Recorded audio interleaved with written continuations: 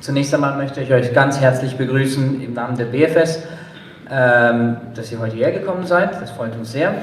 Zu unserem Workshop Widerstand der Ukraine gegen den Krieg und gegen den Neoliberalismus. Zuerst ein paar kurze Informationen technischer Natur. Der Input wird in Französisch, Englisch und Deutsch gehalten werden. Das heißt, wer jeweils eine oder zwei der Sprachen nicht spreche, könnte sich dort hinten gegen Abgabe eines Personalausweises ein Übersetzungsgerät holen. Gut, ich werde jeweils sagen, wann die Sprache wechselt.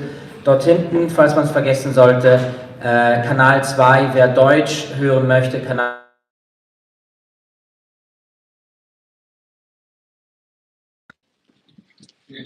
anyone needed a translation that's going to be inputs in French and English and German.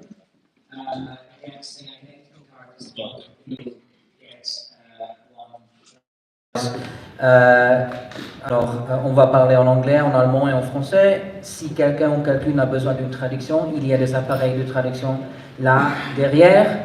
Alors, on échange pour une carte d'identité. D'accord. Ich möchte noch mal kurz alle darauf hinweisen, dass es Tonaufnahmen geben wird, die gemacht werden.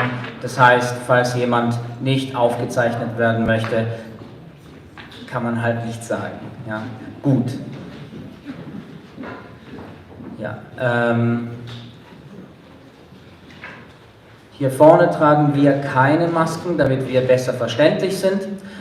Wir danken natürlich sehr allen, die eine Maske tragen, um auch Leuten, die vielleicht gefährdeter sind, die Teilnahme zu ermöglichen.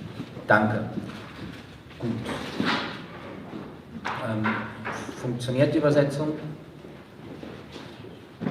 Ja, gut. Also, gut, heute wird es um den ukrainischen Widerstand gehen, und zwar in zweifacher Hinsicht. Einerseits gegen den brutalen und völkerrechtswidrigen Krieg durch Russland, der von der Ukraine nicht provoziert worden ist, ein absoluter Angriffskrieg, und damit einhergehend auch natürlich um Solidarität, vor allem aus progressiven, linken und emanzipatorischen Kreisen, weil das Recht auf Selbstbestimmung und damit einhergehend Selbstverteidigung ist eigentlich ein Kernanliegen der Linken. Andererseits wird es auch um den Widerstand der Ukraine gegen Ausbeutungsmechanismen gehen, sowohl in der Ukraine durch die gegenwärtige Regierung, als auch im internationalen Zusammenhang gegenüber westlichen Volkswirtschaften. Also letztlich auch um die Frage, wie sieht die Zukunft der Ukraine beim Wiederaufbau aus, vor allem die Zukunft der sozialstaatlichen Einrichtungen nach dem Krieg. Auch hier sind natürlich gerade linke Betrachtungsweisen besonders wichtig. Gut. Dementsprechend bin ich mega froh, ist die BFS mega froh und mega dankbar, haben wir so großartige Gäste als Referentinnen hier. Ich möchte sie kurz vorstellen. In der Mitte sitzt Tascha Lomonosova, sie ist Leitungsmitglied des sozialen Ruch. Soziale Ruch, für die, die es nicht wissen, auf Deutsch. Soziale Bewegung ist eine ukrainische linke Basisorganisation, die für demokratischen Sozialismus einsteht. Neben mir Julia Jurtschenko, auch Aktivistin des sozialen Ruch und Autorin des Buches Ukraine and the Empire of Capital from Marketization to Armed Conflict. Und ganz links Anna Perechoda, sie selbst ist aktiv im European Network for Solidarity with Ukraine oder Comité de la Solidarité avec l'Ukraine. Ja, gut, zunächst wird uns Tascha etwas erzählen zur ukrainischen Perspektive, zum Aktivismus dort unter der russischen Invasion einerseits und unter der neoliberalen Regierung unter Zelensky andererseits. Danach wird Julia uns was zu das Ganze global einordnen und dann haben wir eine Pause. Danach fährt Julia fort und danach erzählt uns Hanna noch etwas zu Aktivismusmöglichkeiten und auch aus der Schweiz. Und zum Schluss kriegen wir die Möglichkeit für eine Diskussion, auf die ich mich sehr freue. Ja. Gut, also zunächst zu Tascha. Sie wird auf Deutsch sprechen, das heißt, wer Englisch bräuchte, Kanal 5, wer Französisch bräuchte, Kanal 3. Ich gebe sonst das Wort direkt an.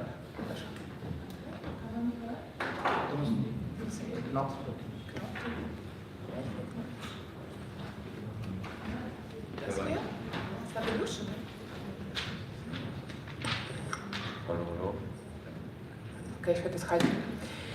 Okay, danke für die Einladung und wie Jan hat schon gesagt, ich heiße Dasha, ich bin Mitglied des sozialen Ruch, soziale Bewegung und beruflich bin ich Soziologin und seit Anfang des Krieges wohne ich in Berlin, aber habe das ganze Leben in Kiew gewohnt. Ein paar Wörter zu sozialen Ruch. So wie gesagt, wir sind eine linke Bewegung, wir sind keine Gewerkschaft, keine Partei, aber unser Ziel ist, Arbeitsklasse in Politik zu vertreten und generell die Politik in der Ukraine ein bisschen offener zu gestalten und Alternativen zur sozial-wirtschaftlichen Entwicklung zu geben. Wir haben auch viele Verbindungen zu ukrainischen Gewerkschaften. Und zwar mit Eisenbahner, Bauarbeiter, Busfahrer, Krankenschwester und unterstützen sie in ihren Kämpfen, wie wir es können. Und unsere Schwerpunkte, unsere Arbeit sind Arbeitsrechte und Sozialgarantien. Am Anfang würde ich ganz kurz noch ein paar Wörter zur allgemeinen Situation in der Ukraine sagen. Wie sieht es jetzt aus? Aber besonders werde ich zum Thema Arbeit sprechen und Sozialpolitik. Also außer Problemen, die mit Krieg zu tun sind, also Probleme mit den Angriffen und Attacken an unsere Infrastruktur, gibt es natürlich sehr viele Probleme mit ökonomischer Situation der Menschen, mit Arbeitslosigkeit. Es gibt jetzt sehr viele Fabriken und Kleinbetriebe, die werden zerstört, viele Infrastruktur wird geschädigt. Es gibt Probleme mit Stromstörungen und seit Herbst sind diese Probleme noch stärker geworden. Natürlich sind viele Lieferketten, Produktionsketten zerstört und am Ende haben wir das Problem mit Ausfallzeiten und einfach, dass viele Leute bleiben in sogenannte unbezahlter Urlaub und es gibt Massenentlastungen. In dieser Situation haben natürlich die Arbeitgeber so eine bessere Situation, dass sie können niedrige Löhne für dieselbe Arbeit geben und für schlechte Arbeitsbedingungen. Der Arbeitsmarkt schwankt, es gibt größere Konkurrenz für einen Arbeitsplatz und es gibt den großen Raum für potenzielle Ausbeutung, damit alle werden für einen Arbeitsplatz kämpfen. Und viele Leute müssen die solche Situation akzeptieren, weil anders geht es nicht. Also die ökonomische Situation ist schlecht und viele gefährdete Bevölkerungsgruppen, so wie Frauen oder ältere Menschen oder intern Vertriebene, die zurzeit 6 und 5 Millionen sind innerhalb des Ukraine, die müssen irgendwo Geld kriegen und damit viele Leute gehen in die schlechten Arbeitsbedingungen. Es gibt auch natürlich massive Inflation und seit dem Herbst, seit massive Angriffe an unsere energetische Infrastruktur leiden viele Menschen in vielen Städten, nicht nur im Kriegsgebiet, leiden mit den Stromstörungen, sitzen ohne Wasser, ohne Heizung für Stunden und für Tage. Und was machen wir in dieser Zeit? Natürlich sind viele von unseren Mitgliedern und unseren Sympathiker in Armee gegangen oder in territoriale Verteidigung. Wir engagieren uns auch sehr viel in humanitärischer Arbeit. Wir sammeln Geld, kaufen humanitärische Güter. Wir kaufen auch manchmal Sachen für unsere Mitglieder, die in Armee sind. Außerdem wie ich schon gesagt habe, unser Schwerpunkt ist Arbeitsrechte und wir hören mit diesem Thema nicht auf. Seit März haben wir ein sehr wichtiges Projekt, über das ich werde ein bisschen erzählen. Es heißt Trudoborona oder auf Deutsch Verteidigung der Arbeit. weil in diesem Zeit geht es nicht nur um die Verteidigung des ganzen Landes, aber auch um die Verteidigung der Arbeitsrechte und Sozialrechte der Menschen in dieser Situation. Und Ziele dieses Projekts sind, wir haben 3 Ziele: informieren, konsultieren und vertreten oder helfen. Also da es nicht nur viele neue Bedingungen in Arbeitsplätzen gibt, so wie Alarme, Sirenen, diese massive Entlastungen und auch Auszeiten. Viele Leute, die arbeiten, die kennen seine Rechte nicht in dieser neuen Situation und die kennen auch nicht, was es ändern wird mit den neuen Gesetzen. Gesetze im Bereich Arbeitsrecht und Sozialrecht, diese Gesetze, die wir seit Anfang des Krieges schon haben. Viele von diesen Gesetzen leider beschränken die Arbeitsrechte, beschränken auch die Rechte von Gewerkschaften. Und das ist so eine neue Realität, die für viele Menschen noch nicht klar sind. Und wir versuchen regelmäßig sozusagen Informationen, Aktionen machen, also mit Gewerkschaften, also offline, online, wir machen Vorlesungen, wir machen auch sehr viel öffentliche Arbeit auf unsere Sozialseiten, also Facebook, Telegram und so weiter und so fort, schreiben Artikel, machen Kampagnen, aber außerdem, wir machen auch was Praktisches. Die Leute, die Fragen zum Thema Arbeitsrechte oder Sozialrechte haben oder Hilfe brauchen, können uns direkt kontaktieren, per E-Mail, anrufen und sonst irgendwie bei Telegram-Chat, das haben wir auch. Und dann so eine Konsultation zu bekommen. Wir haben ein paar Arbeitsrechtsanwälte in unserer Organisation, unsere Leiter, also Leiter des Rates, Vitaly ist Arbeitsrechte auch. Und wir versuchen zuerst, die Leute zu helfen, seinen Rechtsstatus im Arbeit zu verstehen, welche Rechte die haben und dann irgendwie zu helfen, eine konkrete Situation zu lösen. Zum Beispiel, wir schreiben Klagen und Anforderungen gegen Arbeitgeber, wir erreichen die Klagen von Gericht, vertreten einige Arbeiter von Gericht, wenn es zum Gericht geht. Und also wir haben seit Anfang des Krieges nicht so, es war ein bisschen chaotisch und es gibt sehr viel Arbeitsbelastung in der Organisation, aber seit Mai würde ich sagen, dass wir haben fast 100 Menschen geholfen mit Lösung des Problems im Arbeitswelt und einige Sozialgarantien. Und das sind die Menschen aus verschiedenen Regionen, Frauen, Männer, Leute aus verschiedenen Berufen. Am meisten sind es aber Menschen, die im öffentlichen Sektor arbeiten, also in Krankenhäusern, Schulen, Sozialeinrichtungen. Viele von denen sind nicht Mitglieder einer Gewerkschaft. Das ist auch ein großes Problem und wir versuchen auch viele Menschen zu empfehlen, trotzdem aktuelle Lage die Gewerkschaften anzuschließen, weil mit Gewerkschaften kann man doch mehr erreichen, wenn man für Arbeitsrechte kämpft. Wir haben auch eine schwarze Liste der Arbeitgeber, die jetzt während des Krieges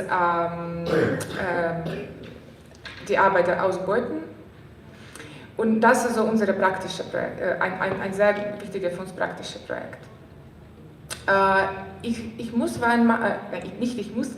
soll auch ein bisschen zu diesem Thema, was machen wir zwischen zwei Angriffen, was machen wir, was können wir machen, wie umgehen wir diese zwei Angriffe, einer von Russland und ein Angriff ist ein neoliberaler Angriff an unsere Sozialrechte und Arbeitsrechte.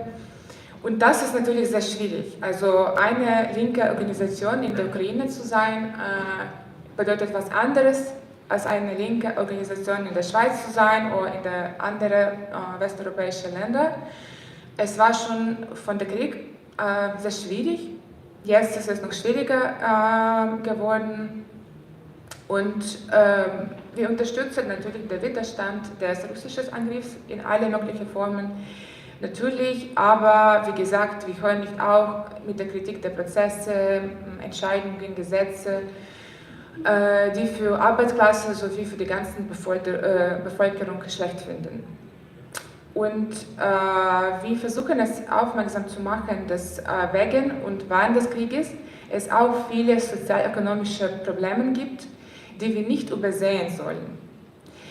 Und wir äußern uns auch über die Wiederaufbau und Wiederaufbaupläne, die von der Regierung unterstützt werden und versuchen, andere Alternativen vorzuschlagen, also mehr sozial gerechtige Alternativen.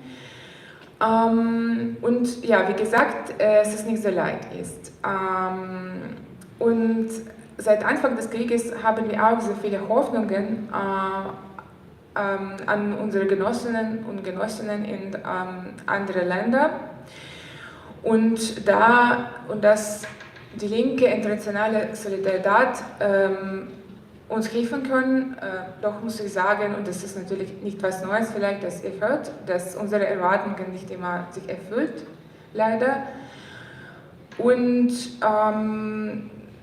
wir können vielleicht darüber noch in der Diskussion reden, aber ich würde noch sagen, dass wenn wir über diese jüngsten neoliberale Entwicklungen reden, also meine ich in solche Veranstaltungen im Westen, dann können wir sehr oft hören, dass, ach, Ukraine ist so ein neoliberale Staat, alles ist so schlecht, eine neoliberale Staat, Russland kämpft gegen andere neoliberale Staat, vielleicht sollen wir das nicht verteidigen, weil es so neoliberal ist und schlecht. Wenn wir über das Recht für Widerstand gegen das Angriffs Russlands reden, dann können wir hören, dass zuerst das Thema Waffenlieferung natürlich, aber dann können wir auch hören, dass wir nicht genug kritisch zu unserer eigenen Regierung sein können in dieser Situation und dass wir nicht eine gewisse Distanz machen können von der ganzen Situation. Und diese Distanz können auch nur Menschen im West haben. Also zwischen dem Angriff Russland und einem neoliberalen Angriff geht es uns schwierig. Und in dieser Situation mit der Zusammenarbeit mit der Linke am Westen geht es uns auch schwierig. Doch hören wir nicht auf, uns Alliierte zu finden und wir hoffen noch, dass wir uns vereinigen sollen in dieser Situation. Und ich war heute Morgen bei einer Diskussion über den Widerstand von Frauen im Iran und viele Sachen, die ich gehört habe und viele Sachen, die die Sprecher gesagt haben und viele Fragen, die sie gestellt haben, habe ich mich auch sehr oft gestellt. Und eine der wichtigsten Fragen, wofür existieren die Linke? Was bedeutet die Linke zu sein jetzt? Und ich möchte noch meine Möglichkeit benutzen, um zu sagen, noch einmal, noch zum 10. Mal in diesem Jahr, dass es wäre sehr gut, wenn die westliche Linke nicht so sehr von der ganzen Situation sich distanzieren, obwohl es eine sehr schwierige Situation ist. Es gibt viele Details, die vielleicht schwierig zu verstehen auf einmal, aber doch wäre es besser, wenn ihr sich nicht distanzieren, sogar wenn es Fälle gibt oder sowas, weil nur wenn ihr sich nicht distanziert, könnt ihr auch Stimmen von vielen Menschen von der Ukraine hören. Also sogar von den Menschen, die unterdrückt sind, die vielleicht nicht gehört sind hier im Westen, die Arbeiter, die feministischen Aktivisten. Weil viele Stimmen können einfach absorbiert werden in den ganzen Gesprächen über Imperialismus und Waffenlieferung und so weiter und so fort. Und ob alle Leute, die kämpfen, sind genug link, um eine Solidarität zu kriegen. Weil ich denke, das ist auch wichtig, und das ist mein letzter Punkt, dass die beiden Angriffe, die wir gerade haben von Russland und Angriff des Neoliberalismus, sind und werden, glaube ich, in Zukunft auch von vielen Ländern und vielen politischen Kräften im Westen unterstützt. Und die Linke können in einigen Ländern eigentlich was dagegen tun, gegen den weiteren Handel mit Russland, gegen Geldwäscherei und Offshores, die auch in der Schweiz stattfinden und auch auf anderer Seite gegen diesen Druck für mehr und mehr neoliberale Reformen in der Ukraine, die wir zusammen mit neuen Krediten von Westen auch bekommen und bekommen werden. Ich glaube, dass, ich habe nicht so, vielleicht habe ich ein bisschen kürzer geredet, als ich kann, aber ich glaube, dass das war's und ich freue mich für die Diskussion. Danke.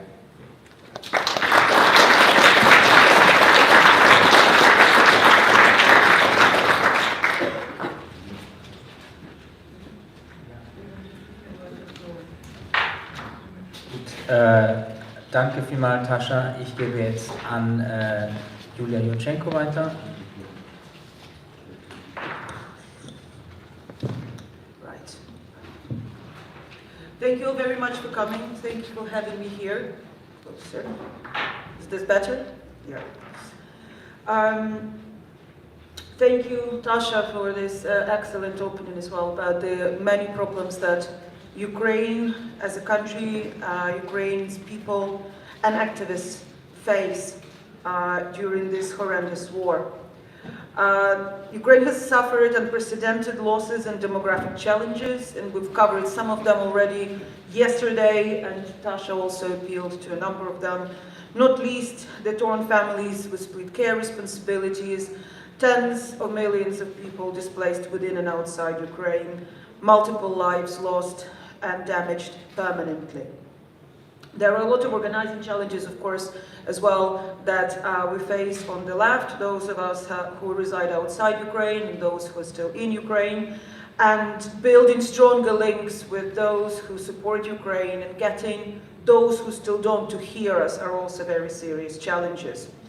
There are a lot of those challenges that are faced by trade unions, not least because of the attacks by anti-labor legislation, and in the time of war, of course, it's harder to fight than it is at the time of peace.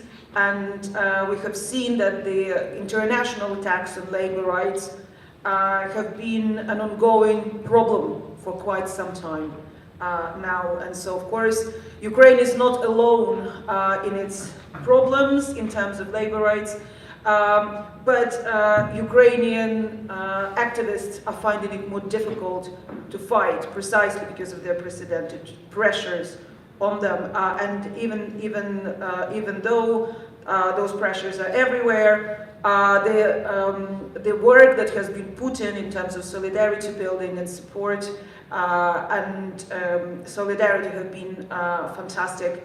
And I just want to mention one of the examples, which is trade unions in their recreational facilities housing a lot of internally displaced persons and the wounded so that they could recover for free during the war, is one of those amazing acts of solidarity. And of course, the international solidarity has been great, but as Dasha already explained, quite insufficient, to put it mildly, sometimes.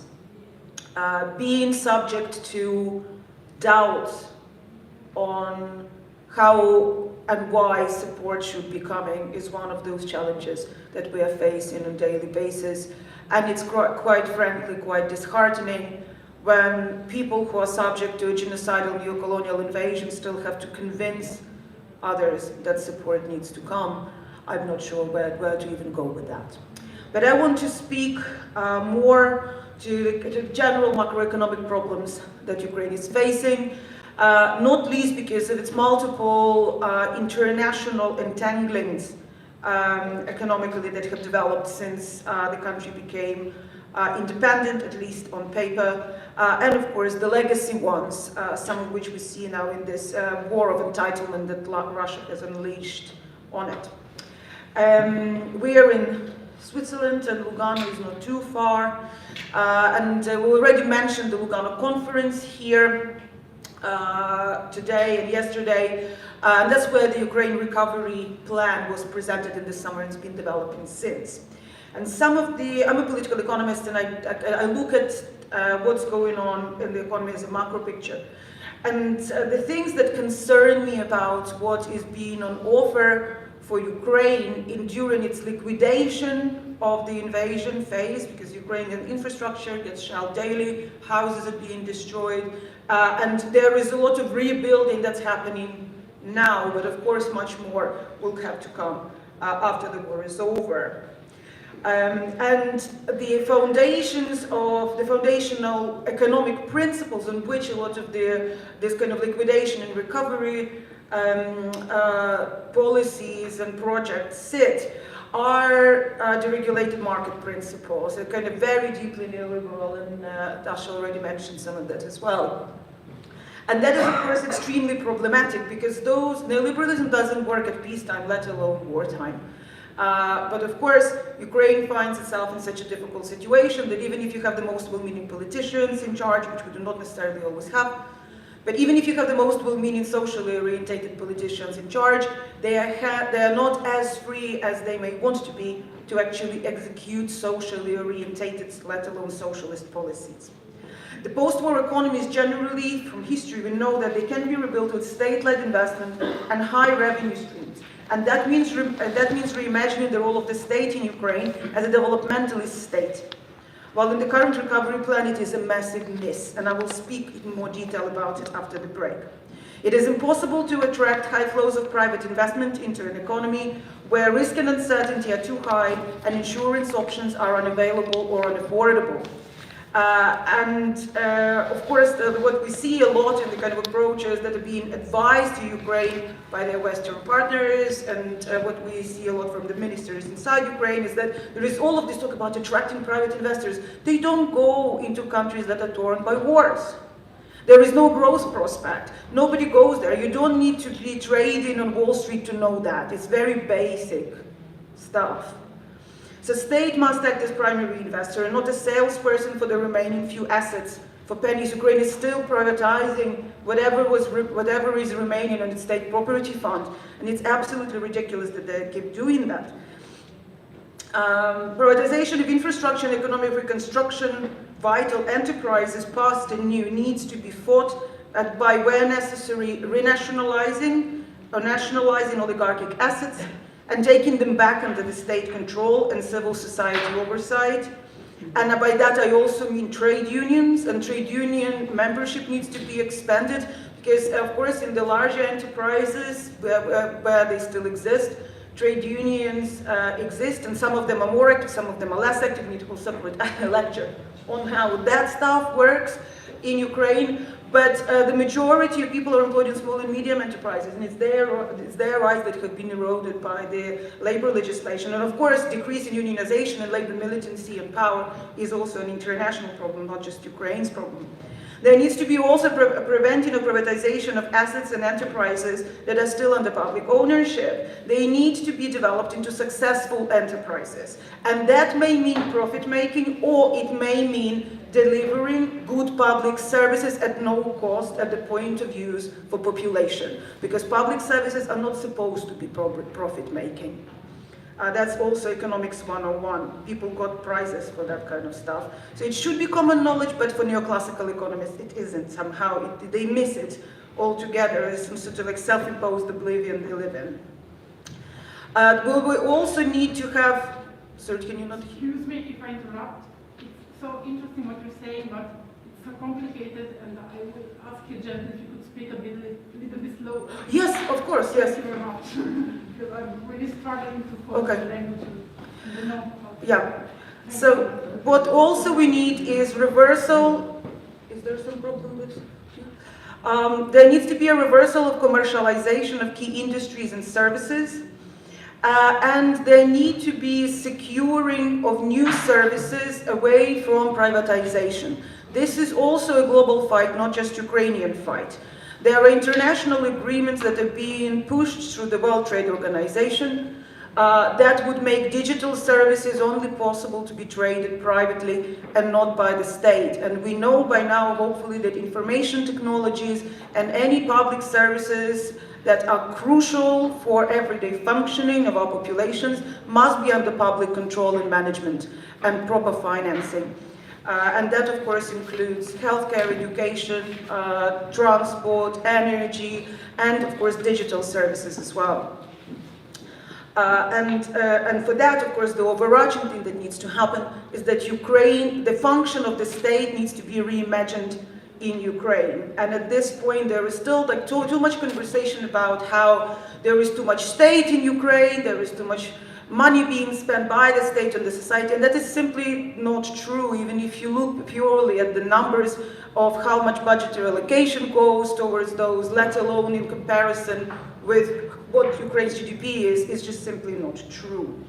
Ukraine will need green, low-carbon job creation, just transition, and energy democracy, which will maximize possibilities for its economic self-sufficiency, reduce import dependency of key industries as well.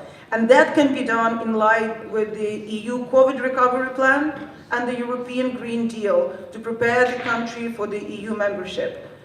I do not think I will live to see that happening, to be entirely honest with you. But I'm also a pragmatic activist. Ukraine has been accepted as a candidate state for the EU, and with that come institutional support, with that comes financial support and certain programs and oversight of policy implementation.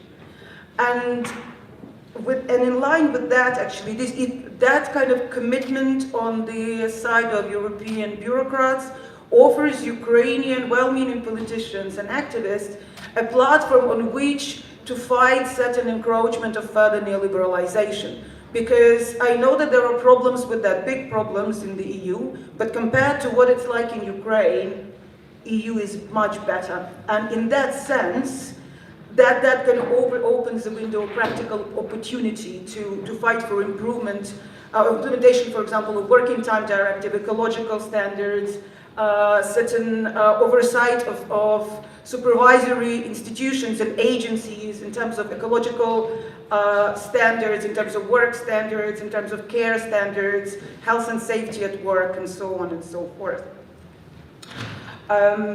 A lot of people have left the country. They had to because the war started. For them to be able to return, there needs to be the full deployment and financing and increase in public financing and public services. Otherwise, and there needs to be provision of publicly financed housing. That all needs to be done by the state. If that doesn't happen, people simply will not come back, because there will be nothing for them to come back to. Unless all of this is understood, and unless all of this is written into this recovery plan, that plan is dead in the water. It is as serious as that. Whether that reimagining will happen or not, it remains for us to see, but this is what we need to be building solidarities around. We need to be campaigning, we need to be pushing different politicians, different parties, we need to be pushing this through our activist networks and political networks. We need to be working through various friendly sections of the European Parliament and national parliaments in the EU, that the biggest lessons from the Marshall Plan, which is cash payments and developmental state, need to be provided in this recovery plan. Otherwise, there will be more refugees and Ukraine will be a country that will remain permanently broken. I'm going to stop at that, because I think I've talked already for 10, no? And I can talk for the next 5 hours. So I think I'm just going to stop at this, and we can pick up with some kind of more practical ideas of how that can be done after the break. Thank you.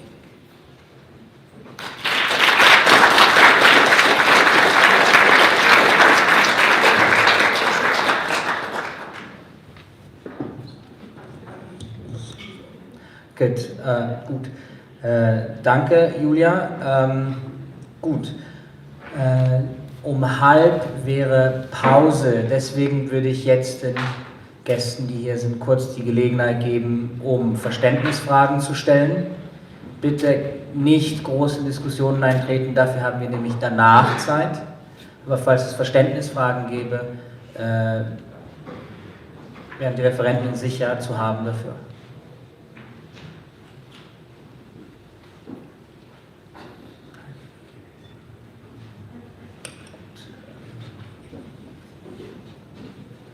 Also wenn jemand will, ich habe hier ein Mikrofon, das ich rumgeben kann, und dann könnt ihr sprechen, damit ihr in der Übersetzung gehört werdet.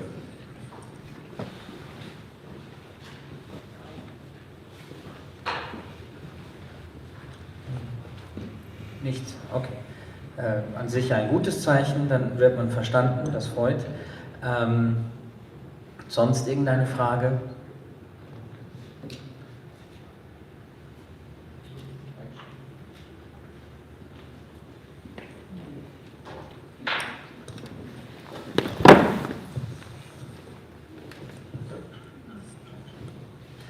Thank you very much for your presentation. So my question is the following.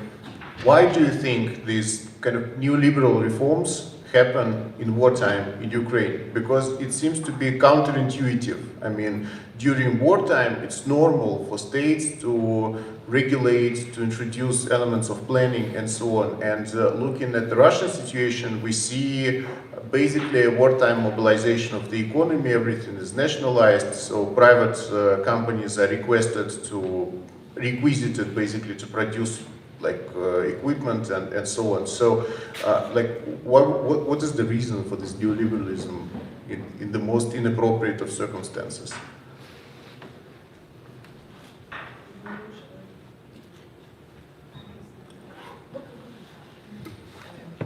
Work?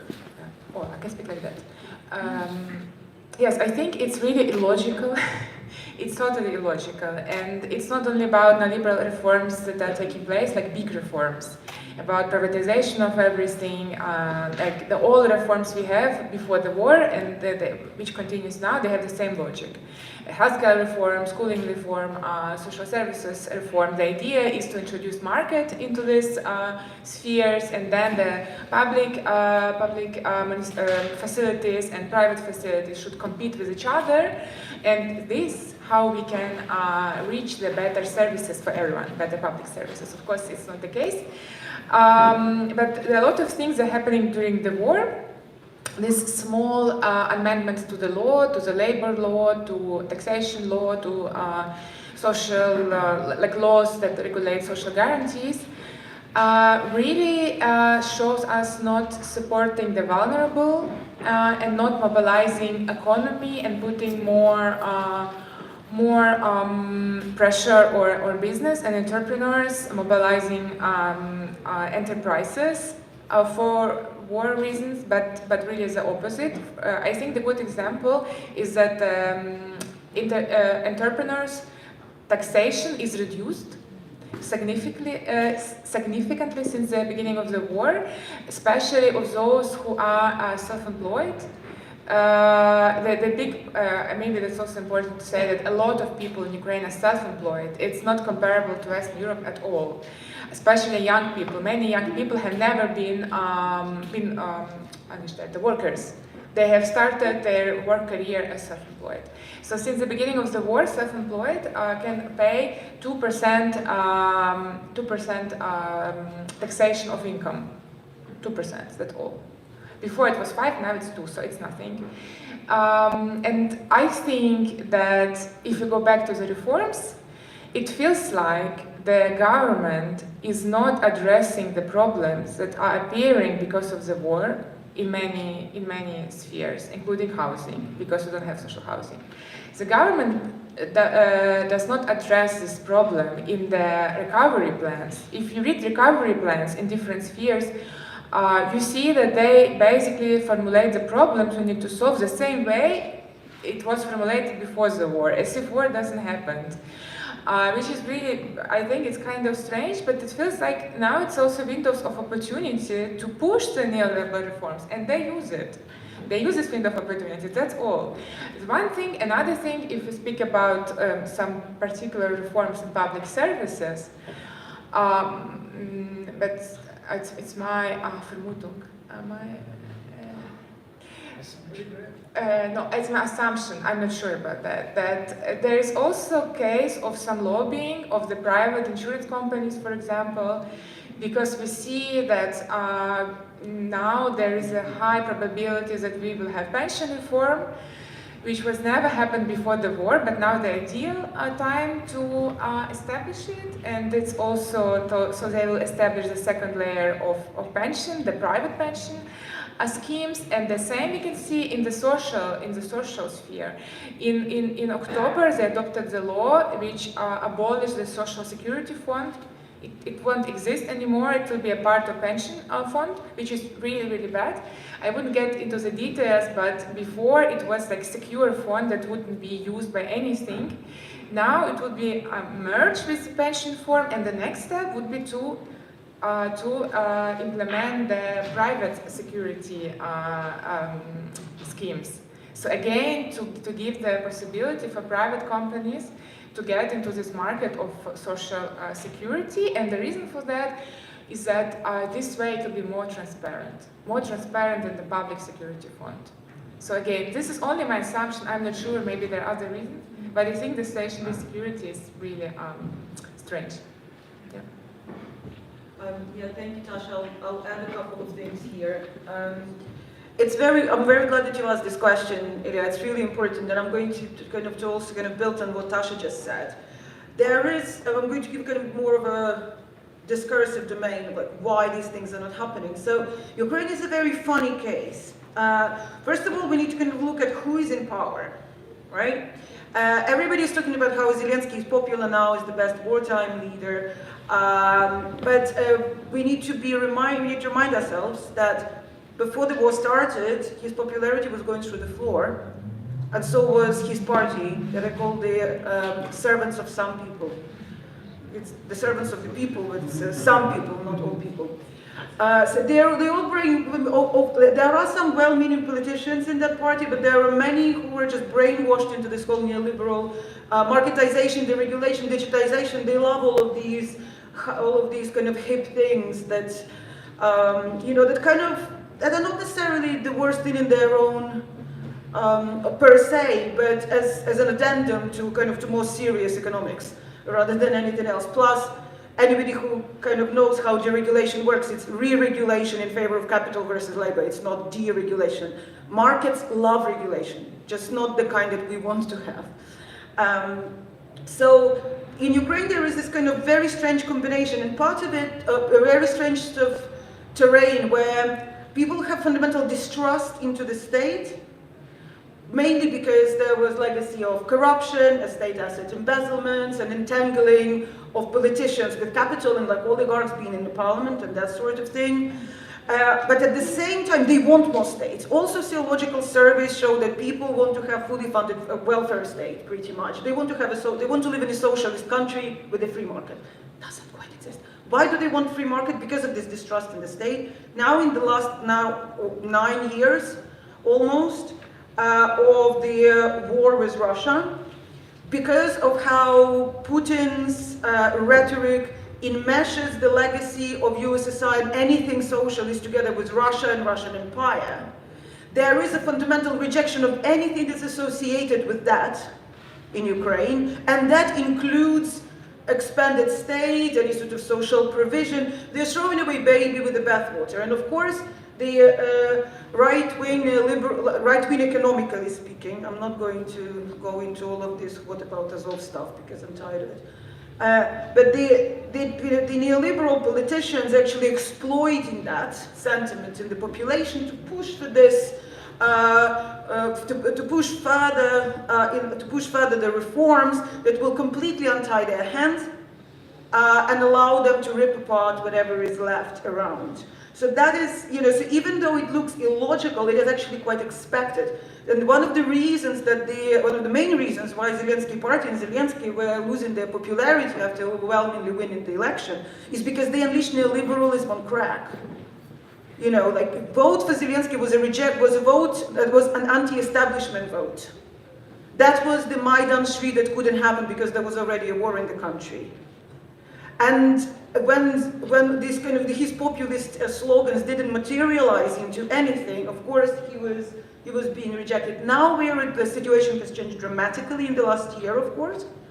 But this kind of onslaught of going after the state kind of sits against all of these kind of complexities of it's what everybody wants, but nobody can dare call its name, that we actually want to be in a socialist country because of these complexities. But that also presents challenges for left activists. So how do we phrase socially positive reforms and campaigns in a way that people don't get a knee-jerk reaction and start rejecting them, right? And so talking about working time directives, ecological support, health and safety at work, kind of watered down kind of workers' protections is the only way to do it, because otherwise you simply can't get people on board. It's quite challenging in that sense. So, danke vielmals Tascha, danke vielmals Julia. Wir werden jetzt eine kurze Pause machen. Hier eingeblendet sind Informationen, das ist die Seite vom sozialen Bruch.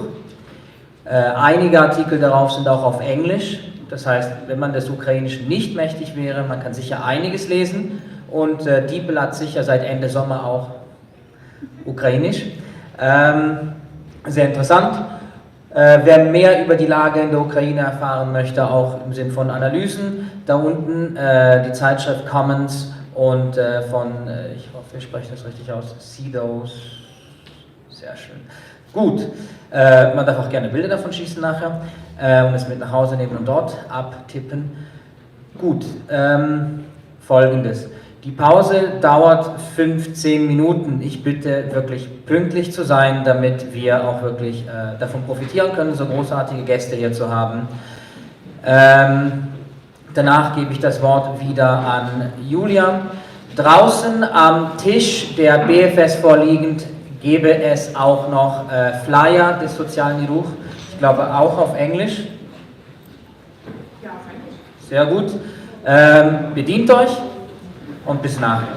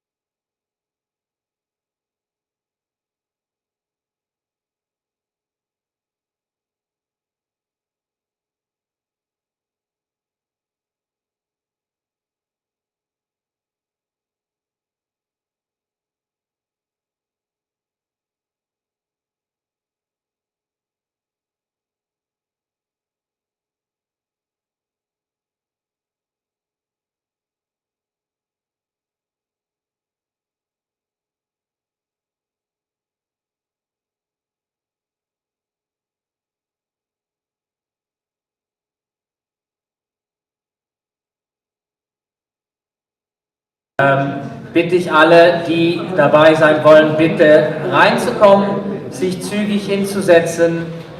Danke. Und, dann bitte ich alle, die reinkommen, sich hinzusetzen und bereit zu machen, damit wir die Zeit auch voll auskosten können.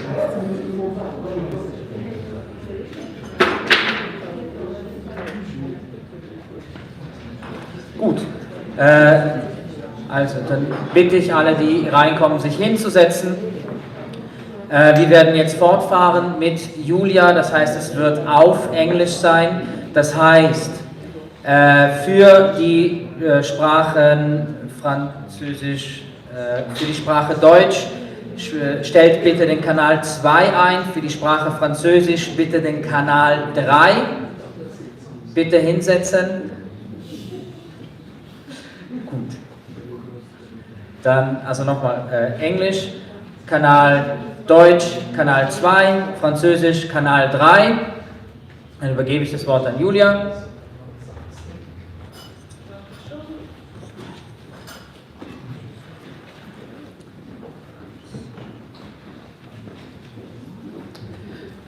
Welcome back. Thank you for staying with us in this panel on Ukraine and its many problems.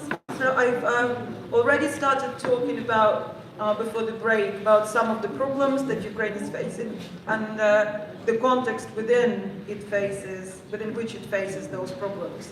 Now I want to look more at the macroeconomic situation, at the Lugano plan, and some of its promises and its problems and what we can do about them. So we can then discuss it together and also think about how to challenge some of the problems that are inbuilt in it. And I do hold that the problems that Ukraine is facing, again, of course there is war and there is unprecedented destruction and ecocidal destruction and ecological contamination. But at the same time, when we look at the economic problems that the country is facing, we can see that it resonates with a lot of other places. And on that basis, we can be building solidarities, and it's actually indeed important that we do with different movements internationally. For example, movements about cancellation of international debt, against predatory policies of international financial institutions towards weaker economically states who are still suffering the legacy of colonialism, and of course the climate debt that many countries owe to the rest. So coming back to Ukraine. When Russia invaded Ukraine for the second time in the February of last year, Ukraine was already the poorest and most indebted country in Europe. Its budgetary expenditure on arms, humanitarian needs and medical needs of the wounded, and not only, have grown exponentially. The scale of GDP contraction in April already was projected at 45%. That's year on year. That's after years of recession and pandemic. And at that point already 8 years of war with Russia. That projection has been beefed up. The contraction has been updated to 35% year on year, and it partly has to do with the suspension of some of the foreign debt payments, partly has to do with the fact that Ukraine has received a lot of assistance in the form of grants internationally, and that helps with some everyday payments such as pensions and healthcare and your kind of welfare state type things. Not that Ukraine has much of a welfare state, but there are civilians expenses in the state, and foreign assistance helps with that. But of course, much more money is and will be needed in the liquidation of the damage phase and in the reconstruction phase when that will come, including homes and infrastructure, and of course decontamination, demining of cities and countryside. Ukraine is losing its infrastructure, industrial and agricultural capacity, imports and exports are disrupted. So, for example, we know that, I expect that everybody knows about the destruction of Mariupol, through which almost half of Ukrainian exports used to leave. And Odessa port has also been blocked largely for most of this war. There is a grain corridor that's been negotiated, but of course we're not talking about anywhere near pre-war exports. And Odessa and Mariupol are the ports through which most sea exports were delivered through. Of course, the main culprit of this war, the Russian Federation, will have to pay for the ruination that it caused, and proposals and actions are being discussed, and some countries already took some action on freezing and potential liquidation of Russian oligarchic assets. With states' assets, it's also a bit of a wobbly situation. I'm not convinced that any of that liquidation in any meaningful size, shape or form will take place, not least for the reasons that already were discussed in other panels about this creation of precedents of seizure of private assets that, of course, no representatives of global oligarchy want to see. And we are in one of the biggest offshore zones in the world with investor secrecy and the rest of it. So it's very important to think about the role of specific states and legal infrastructures that they support and exploit in perpetuating the exploitation of global oligarchy that they perpetuate towards the global labor. So the situation is problematic. Ukraine has been borrowing its way out of the war and has been selling war bonds on quite unfavorable conditions, but they cannot possibly generate the necessary amount of money for so much as the everyday running of the war. On monthly basis, it's around 4.8 billion extra funding that the country needs. And the budgetary hole for the next year in the budget stands at $38 billion US. That was a few months ago. It's going to be more. So this reconstruction, recovery, liquidation plan has been developed, has been delivered in Lugano, and since there's been reiterations to it, there's a tiny bit of hope around it, is that it's still being treated as a live document, and by tiny I mean very tiny bit of hope. But because it is still being treated as a live document that outlines, in many cases, the direction of travel rather than concrete plans, there is still some space where certain pressure and campaigning can happen to try to change things. And this is, and we need, time is of essence, so a lot of that campaigning needs to be happening, and fast. So let's take a look at this specific plan and what the problems are for it. So I've already mentioned that Ukraine has an insane amount of foreign debt, and now of course there is also more war bonds and obligations on those. How did it end up in that situation? Let's have a quick look. So in the process of transition to market, Ukraine suffered large-scale de-development, especially in terms of its foundational economy and public services and infrastructure that have deteriorated and suffered from systemic and chronic underfunding. So Ukraine was a highly developed state with educated workforce, fully deployed public services, space industry, you name it. And that has been rolled back. So one of the things that I find frustrating in terms of how the whole narrative around Ukraine works is that it's a failed state and there is nothing there, these people don't know what they're doing, they need to be taught policy, they need to be educated how to run an economy. Well, it was quite okay, thank you very much, in 1991. It kind of wasn't after. So the transition, we need to stop talking about transition economies to market, and we need to be talking about de-development by market. And de-development by market happens everywhere. I live in Britain, I see it every day. Like what the success of the National Healthcare Service, that's the biggest employer in the country and has been the pride and joy of every citizen, is a laughingstock by now. It's on its knees. Because again, chronic underfunding, commercialization, semi-privatization, public-private partnerships, outsourcing of various services. It's a classic story with local nuance, but it's a classic story. And one of the problems that we see now with labor legislation in Ukraine is also has to do with the lessons learned from the Brits. The British were advising on exactly how to undermine labor rights in Ukraine after having destroyed them in Britain.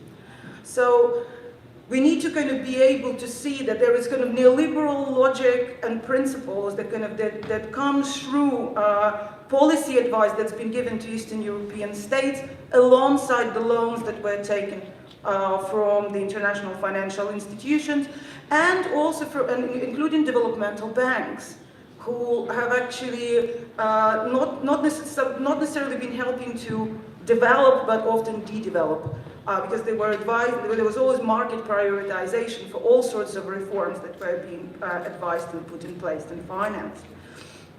So and of course, Ukraine has fallen subject to this since '92. This is when the first tranches of loans came from IMF, and all these reforms were advised to privatize, cut back public spending, attract foreign investment, and you know the classic story.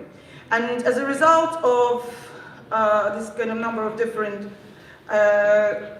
problems in the country over the years, and this chaotic borrowing and debt explosion in Ukraine, that was of course also partly a result of oligarchic state capture and kleptocracy, but partly because those policies by their very design couldn't have delivered anything else. And that's again, like, anywhere we go where they have been advised, we see the same results. So those loans were, again, I mentioned, were issued under conditions of social spending cuts, economizing on vital needs and funding of key parts of the economy. Some of the most horrendous examples of this kind of apogee of cooperation, so to speak, with IMF was, of course, the twisting of the arm of Ukrainian politicians into violating Ukraine's constitution and pushing to privatize agricultural land, which is still an anti-constitutional thing. And in that sense, actually presents a legal case for reversal. Whether that kind of campaign can win is a separate conversation that we can, perhaps have some sort of organizing camp around, but there are a lot of reforms that have been put in place against, in contradiction with existing legislation. But again, some international institutions do not have very much regard for local rules and rights. But they do have problems when the rules that they're imposing are violated, but they don't quite mind violating the local rules of where they go. They never did. So, so by the time invasion happened, Ukraine already was heavily indebted, and essentially a massive chunk of sovereignty of decision-making on domestic level has been eroded as a result. On top of that, economy is import-dependent in high value-added goods. There is a problem with dollarization and euroization of debt, and with depreciation of local currency, you have a perfect storm that weakens the economy altogether. There are also a lot of private bondholders of Ukraine's foreign debt: BlackRock and Alliance Bernstein, Fidelity Investment, Amundi Asset Management, and PIMCO being the largest. And actually, quite a lot of Ukraine's foreign debt is held by a couple of big investment organizations. There is also a number of bonds, a few billions in bonds that Ukraine owes to Russia. And that also presents all of these there are all these kind of different international entanglements and pressures that Ukrainian government is under.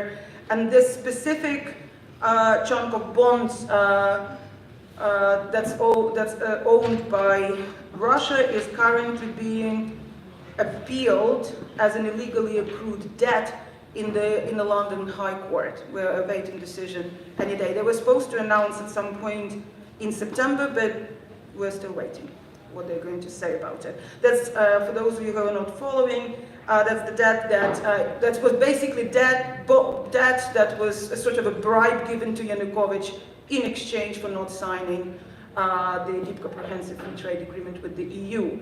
There was supposed to be altogether 15 billion euros as part of that agreement, but only the first tranche was disbursed by the time Yanukovych fled. So it's 3-something billion euros. I can't remember the exact number. Anyway, lots of problems with debt. Some of it is being disputed, as I mentioned already, in the High Court in London. A lot of these private bonds, they have conditions attached to them that if something happens, if there is some dispute happens, they get to be resolved in courts of specific countries. That's why it's being done in London. So I'm going to kind of get away from that a bit because I think I'm going to tire everybody about that conversation. But it's important to understand that there are these complex relationships of dependencies with different institutions and countries that make it difficult for even the most well-meaning politicians to do very much domestically should they come to power. And we as an aspiring political force, and those who want to campaign well-meaning politicians and lobby them for better reforms, for us it is a big concern, of course, as well. And that's why that needs to be written off, because of those horrible conditionalities. And again, it's not just Ukraine. There are lots of countries in Latin America and Africa, and not only, who have been destroyed by debt obligations, and they have to sacrifice the basic needs of their populations, including climate change mitigation, just so that they can service these debts that have been crippling them for years. In Ukraine, at the end of the summer, private debt servicing was temporarily suspended for the next 2 years. It's not been written off, but it's suspended, and it gives us time to lobby for writing it off. So hopefully we'll see, we're doing some campaigning work around that. So hopefully that will go, because that will create space where the post-war state can be built on much healthier foundations, potentially at least. So the plan of Lugano. I'm going to complain about it now for the next minutes or so. So there are a lot of, it was 1,600 pages or something like that, and it keeps changing. It's a massive document, and it's really fuzzy around the edges. A lot of it is sort of aspirational thing. It's not the most systematic thing, but at the same time, credit is where credit is due. This is a document that has been put together while the country was being bombed and asking for money and weapons around the world, and they actually, the relevant ministries have involved experts domestically and internationally. They actually did 2 rounds of consulting civil society organizations and trade unions, even I think your organization was involved, right? So they actually did try, right? They did try. What came out of it is a slightly different situation, but you can't say that they're not trying to do social dialogue and stakeholder engagement, even in the middle of a war, right?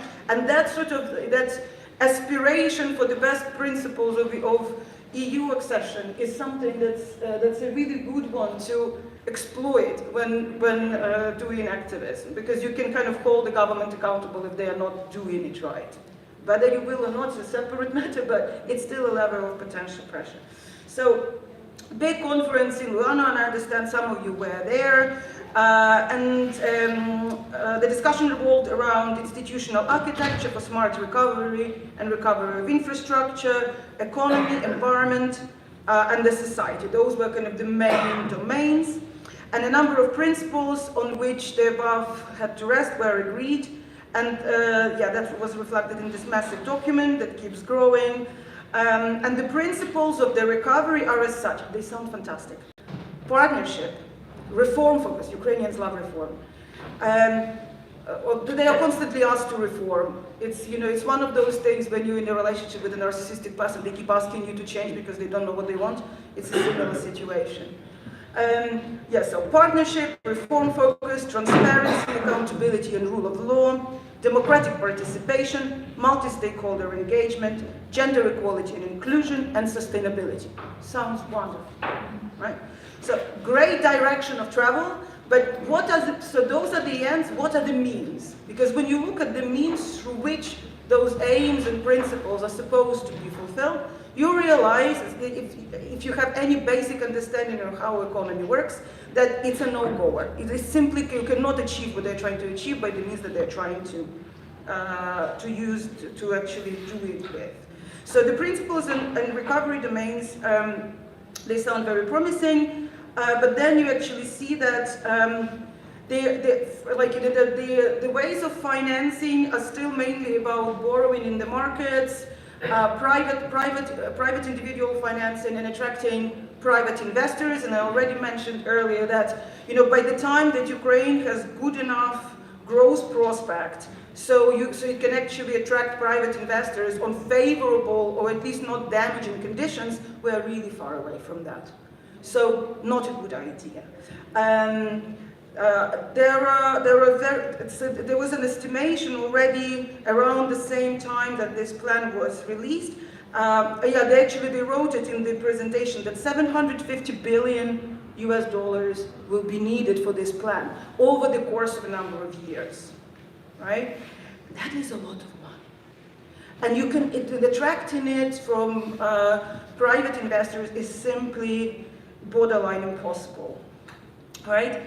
While at war, Ukraine is still they keep selling off whatever is still left. And actually, if you go on the State Property Fund webpage, you see that they're really proud that since the servants of some people came to power, the speed of privatization really sped up. Like, why would you be proud of that? I don't know.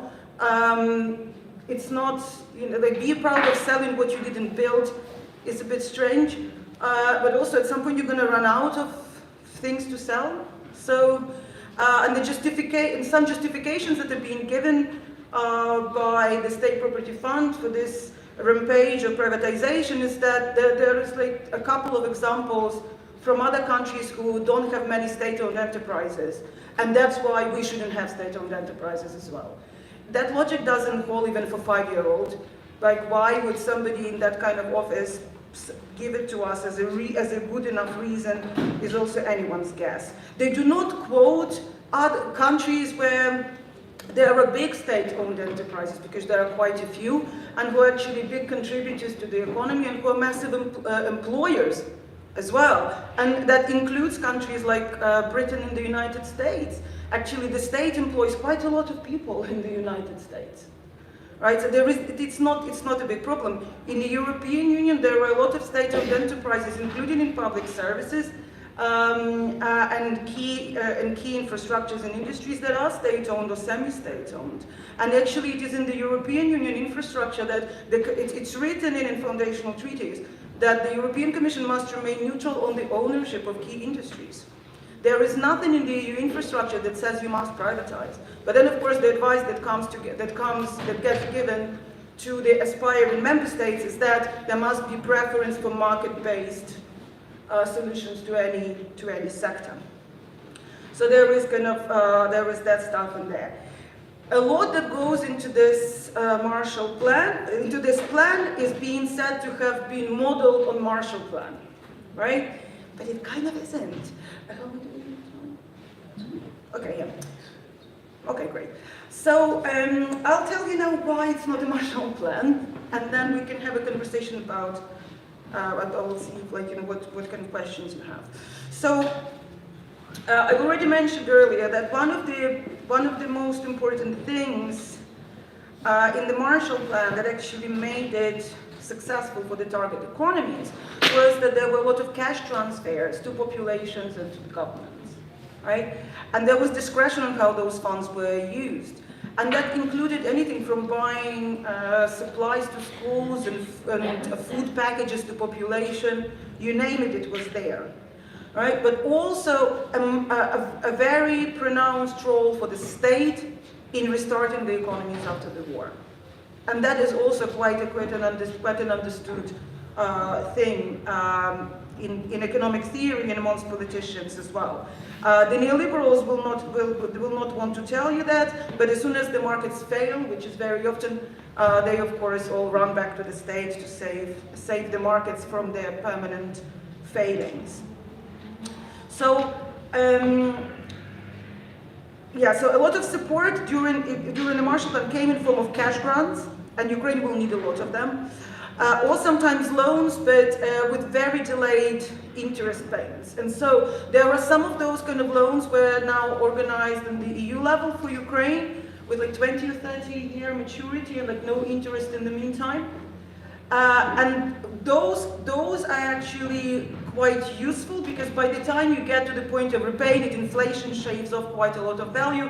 And so if the economy is recovering in the meantime, it's actually fine, right? But there are still kind of a lot of wobbly elements around here, so we will see how it develops. So with the Marshall Plan, the European countries often use this money to buy essential goods like wheat and oil and reconstruct factories and housing. And that is something that Ukraine should be doing. So if we are talking about, oh yeah, let's learn from Marshall Plan, let's really learn from Marshall Plan. There was the CEPR Research Center report with a lot of kind of much more conventional neoclassical leaning economists, including Eichen Green, who actually did a lot of work on Marshall Plan in the original forms. And they also advocate for writing off of the state debt and for direct financing. They still don't assign nearly the role to the state that is needed, but even kind of more hard-nosed neoclassicals are acknowledging that there are certain crippling elements in the economy that just need to go, right? But coming back to the Marshall Plan, what made it successful? Recipient input. So target countries must develop their own plans of what need to happen. Technically, we have this plan, right? But the ideas are great, but the means aren't great. So this kind of preference for the market needs to go. Adam Tooze wrote about it recently as well. The thing is that you cannot do peacetime economics in a wartime economy. That's also kind of very basic understanding, because general rules of the market that have to be propped up by the state on a good day simply don't work in a wartime economy. The state has to step in, take over key industries, borrow from the market, sell bonds, ask for grants, whatever it takes to make sure the economy is running, that people are fed, they have medication, they have water, they have energy, and the army is financed. This is an absolutely normal conduct in a state of war. This is what will allow the economy to survive. We have just, well, something that we have come out of pandemic. Many understand that we still are in the pandemic. But something happened during the pandemic years. We have the EU COVID Recovery Fund. There were fiscal compact rules that were suspended in the EU because there was an understanding that if the states do not borrow directly and they're not being given grants, and if there are no cash transfers to average population, and if there isn't support for key industries and businesses, the economies will be extremely difficult to recover once the pandemic is over. So if we understand that in a pandemic, why can't we understand it in a war? And these are the same people who are giving advice to Ukraine on what it should do with its politics at home.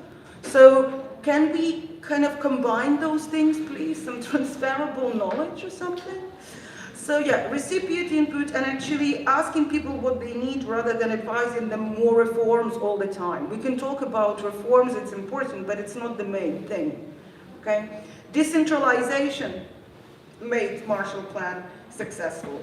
What it meant was that disbursement and administration of aid was extensively decentralized. Administrators were encouraged the flow of information from the field to headquarters, adapted program guidelines in response to what their needs were on the ground.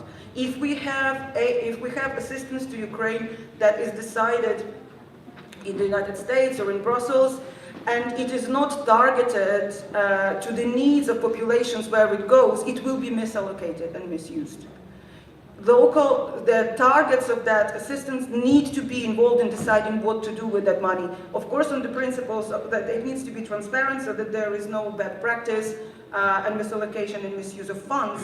But that kind of support is needed. And in that sense, actually, you've probably seen a lot of these stories in the news that Ukrainian civil society has blossomed over the last years and especially came through during this war. There are a lot of activist organizations, volunteer organizations who are engaging in anything from saving pets and lone elderly to supplying helmets and bulletproof vests to the front and thermal vision goggles. There are already these organizations and networks who are doing excellent work. They have the zeal, they have the knowledge, they teach themselves and they learn. I'm going to wrap up. They learn and they cooperate and they actually and they do a lot of peer monitoring so that there is no malpractice. Give them money. They shouldn't rely on donations. They are the state that Ukraine needs. They need to be integrated into a polycentric, decentralized segment of the state, in addition to the centralized elements, again on the principles of Ostroman polycentricity. Energy grids and the national rail are natural monopolies. They should be centralized and under state control. Organizing around more local issues doesn't have to be decided on a central level. So if you have a combination of decentralization with centralization where it's needed, and if you have adequate financing for public services, for creation of low carbon jobs, especially in the care economy that is from the outset low carbon, and a lot of those jobs will be needed. If you have social housing, if you have investment in that, if you have deployment of employment forms near where people live so they have to travel less somewhere else, you can, with that design and with adequate financing, have an economy that can be rebuilt. People want to come back and they want to rebuild it, but conditions need to be created for them to be able to do that. That will require properly financed state, write-off of the debt, and allowing Ukrainians to decide which direction the country should be. Every survey shows Ukrainians want a socialist economy that they cannot name. Let's make sure they get it. Thank you.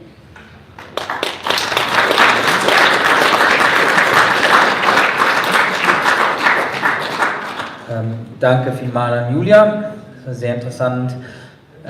Jetzt möchte ich noch unseren letzten Gast zu Wort kommen lassen.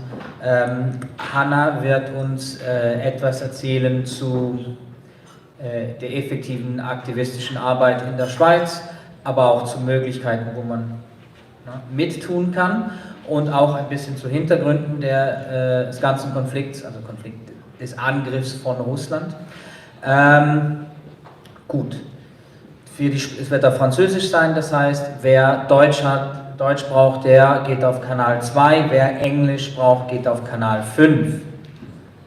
Dann gebe ich Hanna das Wort.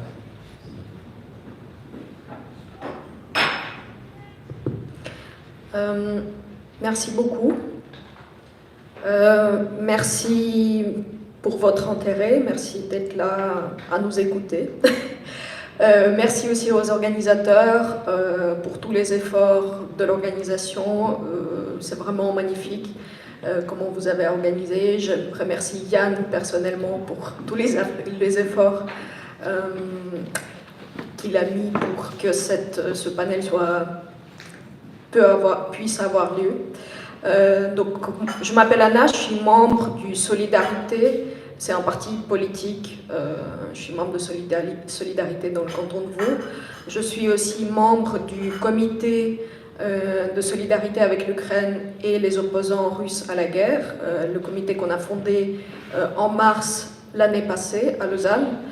Je fais aussi de l'histoire politique, je travaille à l'Université de Lausanne, je travaille notamment sur l'histoire de la révolution de 1917 en Ukraine et actuellement j'écris un ouvrage sur les origines historiques des idées que Poutine utilise pour justifier cette guerre et je suis aussi persuadée que cette guerre elle a pu avoir lieu en grande partie parce qu'on connaît très peu de choses sur l'histoire de l'impérialisme et du colonialisme russe, sur l'histoire des relations entre la Russie et l'Ukraine, et à cause de ce manque de connaissances, on comprend mal la nature de la guerre actuelle, et par conséquent, on a beaucoup de peine à agir de manière politiquement responsable.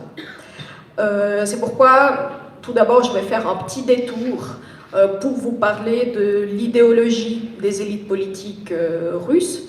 On n'en a pas parlé ni hier ni aujourd'hui, on n'a pas parlé beaucoup dans nos autres ateliers, mais je pense que l'idéologie elle est tout à fait essentielle parce que aussi criminel, aussi cynique, aussi pragmatique que Poutine puisse être, c'est pas un extraterrestre. Il partage avec la société russe ses mythes fondateurs et ces mythes façonnent sa vision de la réalité. Et étant donné la nature personnaliste de son régime, ses croyances personnelles jouent un rôle tout à fait disproportionné dans ses décisions politiques.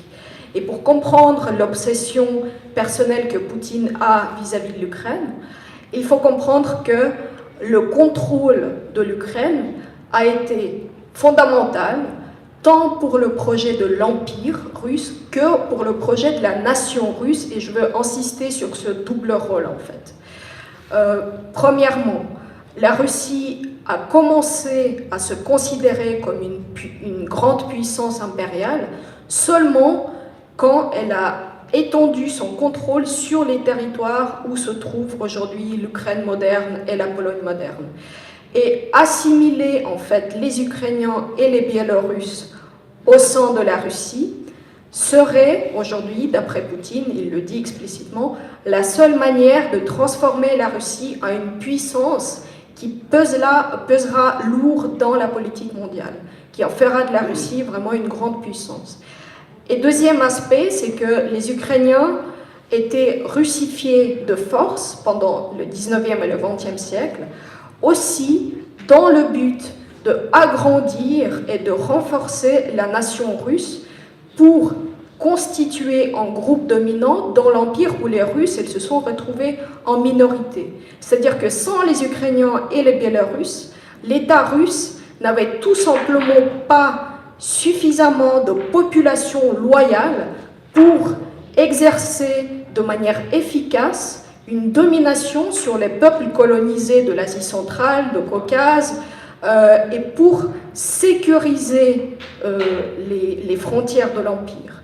Et quand on définit la Russie, la nation russe de cette manière-là, le nationalisme russe, le nationalisme ukrainien, l'indépendance ukrainienne devient une menace existentielle pour la Russie. Et c'est pourquoi Poutine, il perçoit l'existence distincte de l'Ukraine comme quelque chose qui mène à une destruction inévitable, pas seulement de l'espace civilisationnel russe, donc de l'Empire russe, mais aussi de la nation russe en tant que telle. Et c'est pour ça que le récit fondateur, le mythe fondateur de l'Ukraine et le mythe fondateur de la Russie sont en contradiction. L'Ukraine, en tant que communauté, ne peut pas survivre qu'en dehors de la Russie, parce que la Russie nie son droit à l'existence, tout simplement. Et pour les Russes, leur État et leur nation est incomplète, voire tout à fait impossible, sans les Ukrainiens en son sein. Donc les deux récits fondateurs de la Russie et celle de l'Ukraine s'excluent mutuellement, et c'est donc très important de le comprendre pour voir à quel point cette guerre, c'est aussi une guerre des idéologies, une guerre des idées, et c'est pour ça qu'une vision purement mécanique, déterministe, économique, n'explique pas la nature de cette guerre. Je vais aussi dire que les causes de cette guerre ne sont pas à chercher dans une confrontation géopolitique entre les blocs. Cette guerre a été rendue possible non pas parce que l'Occident ou l'OTAN menaçait la Russie, mais parce que l'Occident n'avait aucun problème à commercer pendant des années avec un régime qui menait déjà des guerres barbares, des guerres coloniales, qui annexaient les territoires des États indépendants et qui assassinaient ses opposants politiques sans même le cacher. Donc Poutine a envahi l'Ukraine parce qu'il était persuadé que les élites occidentales sont tout aussi corrompues, tout aussi cyniques qu'avant. Par exemple, quand ils ont laissé Poutine libre de faire ce qu'il veut avec la Tchétchénie, la Géorgie, l'Ukraine en 2014, la Syrie, et quand ils l'ont laissé réprimer les révolutions populaires au Bélarus, au Kazakhstan, etc. Et d'ailleurs, ce plan, le fait qu'il comptait sur le cynisme des élites politiques et économiques occidentales, ce plan aurait pu marcher si les Ukrainiens n'avaient pas été aussi têtus pour résister en masse contre l'armée d'occupation. Et la résistance spectaculaire des Ukrainiens ordinaires, c'était une seule variable qui n'a pas été prise en compte par Poutine, et c'était la seule variable qui a fait que, enfin, pas la seule, mais une des principales variables qui a fait que son plan a échoué. Et quand on pense au cynisme économique des élites politiques et économiques des pays riches du Nord, des pays européens, on pense bien évidemment à la Suisse, et on a raison de penser à la Suisse. J'aimerais aborder le rôle de la Suisse dans cette guerre, voir trois axes. Vous exposez les trois axes. Donc, premier axe, c'est que la Suisse, c'est un paradis fiscal et la place bancaire. D'après les estimations de l'Association suisse des banquiers, qui sont sûrement c'est des valeurs qui sont sûrement sous-estimées, on parle de 200 milliards de dépôts des oligarques russes proches de Poutine dans les banques suisses. La Suisse, pour l'instant, a bloqué environ 7-8 milliards, donc on a gelé seulement 3% des avoirs russes en Suisse, et je ne pense pas qu'on peut prétendre que la Suisse, le gouvernement suisse, fait le nécessaire pour arrêter la guerre. Deuxième axe, c'est la Suisse comme haut lieu de poutinisme économique, et là je cite Joe Long, parce qu'il a utilisé, je pense, cette expression de poutinisme économique, que je trouve très juste. On sait qu'il y a des entreprises suisses aussi qui contournent les sanctions de différentes manières, mais le pire, c'est qu'il y a des entreprises qui contournent les sanctions pour vendre à la Russie les machines et les composantes qui servent à fabriquer des armes. Et le Conseil fédéral suisse refuse de proposer une stratégie qui vise à empêcher le contournement des sanctions dans le domaine de l'exportation, malgré les demandes qui étaient faites par le député. Donc, les entreprises suisses continuent leur business as usual avec un État criminel. Ils deviennent donc complices de cette guerre qui dévaste l'Ukraine et qui menace aussi la sécurité de nous tous, ici en Europe.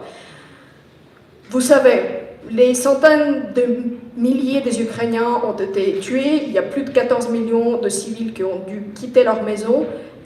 La guerre a détruit les potentiels économiques de l'Ukraine, qui est, je vous rappelle, le plus grand pays de l'Europe. Il a endommagé les écosystèmes, ce qui a des conséquences irréversibles. Et c'est le prix que les Ukrainiens payent pour le cynisme économique des élites politiques et économiques dans notre pays. Et c'est ce cynisme-là, à mon avis, qu'il faut dénoncer et dont il faut parler. Et troisième axe, finalement, c'est que depuis le début de l'invasion, le gaz et le pétrole achetés par l'Europe, le gaz et le pétrole russe achetés par l'Europe, ont rapporté à la Russie plus de, je pense, 140 milliards déjà, et cet argent fait tourner la machine de guerre russe. Et quel est le lien avec la Suisse? Eh bien, la Suisse, c'est la principale plateforme de négoce sur les matières premières, dont l'extraction, la vente et la spéculation dévastent la planète de manière générale et renforcent les régimes le plus autoritaires, le plus répressifs, et dans ce cas-là précis, le régime autoritaire de Poutine. Donc, à partir de cette analyse, quelles revendications politiques on peut avoir? Je pense tout d'abord qu'il faut définir les priorités. Et je veux vraiment insister sur la question des priorités. Qu'est-ce qui est prioritaire? En ce moment, la priorité absolue, c'est d'arrêter cette guerre. Parce qu'elle dévaste vraiment l'Ukraine et elle dévaste aussi la Russie et la population russe. Donc la seule manière de le faire, c'est d'assurer la victoire de l'Ukraine et la défaite militaire de la Russie. Et les forces progressistes, socialistes, tant en Ukraine qu'en Russie, sont d'accord sur ça. Ils sont unanimes à cet égard. On a une position qui est commune. Il n'y a pas d'autre solution que la défaite militaire de la Russie. On en est dans cette situation. On aurait peut-être voulu avoir une autre solution, mais malheureusement, il n'y en a pas. Personne en Ukraine veut prendre des armes, aller dans les tranchées, mourir et voir mourir ses amis. Personne ne veut ça. Les Ukrainiens, on n'aime pas faire ça. On n'est pas des militaristes complètement fous. Mais sauf que pour nous, il n'y a plus aucune autre possibilité et on veut vraiment que ça soit compris et entendu. Donc, quelles sont, dans ce sens-là, nos priorités à court terme, nos revendications ici en Suisse? Je pense que la première chose qu'on peut faire, c'est aider les Ukrainiens à se défendre et à repousser l'armée d'occupation de leur territoire et d'assurer la survie de leur société. Et je pense, nous, on peut avoir le rôle dans l'aide concrète aux initiatives ukrainiennes qui s'organisent par le bas, aux initiatives civiles. Pas au gouvernement, parce que les gouvernements, ils ont d'autres soutiens. Nous, on n'a pas beaucoup de force, et les peu de force qu'on a, il faut qu'on les investisse de manière intelligente. Et c'est pourquoi, par exemple, notre comité de solidarité avec l'Ukraine et les opposants russes à la guerre, qu'on a fondé à Lausanne, et dont Yann il va vous montrer des photos, on est à peu près à ce stade 15-20 personnes actives, 15-20 membres actifs. La plupart sont issus des organisations de gauche ou de sociétés civiles suisses. On s'engage à perpétuer une solidarité par le bas. On organise tout d'abord les récoltes du matériel humanitaire. En une année, on a pu acheminer des médicaments pour une somme d'environ 60 000 francs. La semaine passée, on a envoyé en Ukraine plusieurs centaines de kilos d'habits chauds pour les civils, puisqu'il n'y a pas d'électricité, pas de chauffage dans plusieurs villes. On organise des événements publics, des conférences, des soirées, des manifestations. On fait régulièrement des stands au marché, au centre-ville, où on distribue des tracts. On récolte des fonds, et ces fonds sont ensuite envoyés à nos partenaires en Ukraine, principalement au réseau de militants anti-autoritaires Solidarity Collectives, où il y a aussi plusieurs membres de Soziale Ruch qui sont engagés là-dedans. Et ils aident en fait la résistance armée et aussi la population civile. Ensuite, on envoie de l'argent aux groupes féministes en Ukraine qui aident les femmes dans des situations difficiles. On envoie de l'argent aux féministes anti-guerre en Russie, qui mènent aussi une bataille importante en Russie même. On a aussi pu inciter quelques syndicats suisses d'envoyer de l'argent pour aider l'initiative de Soziale Ruch dont Tasha elle a parlé juste avant. Cette initiative qui vise à aider les salariés ukrainiens à défendre leurs droits sociaux. Et si vous avez des liens avec des syndicats suisses, je vous incite à faire la même chose, à motiver les syndicalistes suisses, à perpétuer les solidarités par le bas avec leurs collègues ukrainiens. Et si jamais je suis là pour vous donner toutes les infos nécessaires, si vous voulez lancer un tel projet, on peut le faire ensemble. On pense aussi, dans notre comité, on pense au futur et on veut qu'après la victoire, la reconstruction de l'Ukraine ne se fasse pas au détriment des droits sociaux et de l'environnement. C'est pour ça qu'on soutient justement, et on le dit de manière explicite, qu'on soutient non pas le gouvernement de Zelensky, il a d'autres soutiens que nous, on soutient les forces progressistes au sein même de l'Ukraine, pour qui la priorité, c'est la vie digne pour tous et toutes. Donc, on essaie de mettre en avant des voix des militants ukrainiens, des militants et des militantes, et non pas les voix des experts autoproclamés qui n'ont jamais mis le pied en Ukraine et qui ont une théorie qui peut vous expliquer toutes les guerres dans le monde. Et pour mettre en avant les voix des militants et des militantes, on traduit leurs textes, on diffuse les informations sur leurs activités sur Internet sous une forme de tracts, d'affiches. On a fait par exemple une brochure sur les organisations progressistes ukrainiennes et comment on peut les aider depuis la Suisse. Donc pour comprendre mieux nos activités, je vous invite à aller sur notre site, le site comité-ukraine.ch. Vous pouvez aussi faire des donations, faire un tweet. On a toujours besoin d'argent. On dépense tout pour les récoltes et l'aide humanitaire, pour l'envoi des médicaments notamment. Tout cela pour dire que ce qui compte le plus en ce moment, c'est l'aide concrète. Et pour pouvoir mettre en place cette aide, il n'y a pas d'autre manière que de sortir de notre petite bulle de la gauche radicale, ce qui n'est pas très confortable, je le sais, je n'aime pas le fossile, moi je n'aime pas non plus sortir de cette bulle, mais parfois il le faut. Il faut aller se confronter aux gens avec qui on n'est pas forcément d'accord sur tout, et aussi de collaborer avec les gens qui ne sont pas politisés, qui veulent soutenir l'Ukraine parce qu'ils veulent soutenir les réfugiés, ils sont pour la paix, etc. Mais on peut justement les politiser à gauche si on agit ensemble avec eux, si on prend au sérieux aussi leurs préoccupations et leurs sentiments. Un autre élément indispensable pour arrêter la guerre, c'est paralyser les machines de guerre russes. C'est pour ça qu'ici en Suisse, à mon avis, notre deuxième priorité, c'est exiger de la part de notre gouvernement les sanctions réelles et non pas déclaratives, des mesures qui permettent d'éviter justement les contournements des sanctions. Et j'espère qu'on va pouvoir discuter des stratégies possibles lors de la discussion ou après pour mettre en place quelque chose de sérieux, parce qu'il y a bientôt un anniversaire, si on peut l'appeler comme ça, de l'invasion russe de l'Ukraine, le 24 février, et ça serait bien d'avoir une stratégie commune pour se mobiliser. À moyen terme, notre revendication, c'est de faire en sorte que la Suisse cesse d'être un abri confortable pour les richesses de ceux qui mènent les guerres, de ceux qui perpétuent les génocides, exploitent la population de leur pays dans l'impunité la plus totale, et la Suisse, en tant que paradis fiscal et en tant que plateforme de négoce sur les matières premières, elle est responsable de ce qui arrive aux Ukrainiens, mais pas que. Et si ça reste ainsi, non seulement la guerre en Ukraine ne va jamais finir, mais les autres guerres et les nouvelles souffrances humaines seront aussi inévitables. Donc on doit, je pense, tout faire pour au moins rendre visible et dénoncer le cynisme économique ici en Suisse et dénoncer les guerres et les dictatures ailleurs. Et puis, le dernier point que je veux aborder, on sait que les énergies fossiles tuent la planète. Mais en ce moment même, les énergies fossiles tuent les civils en Ukraine.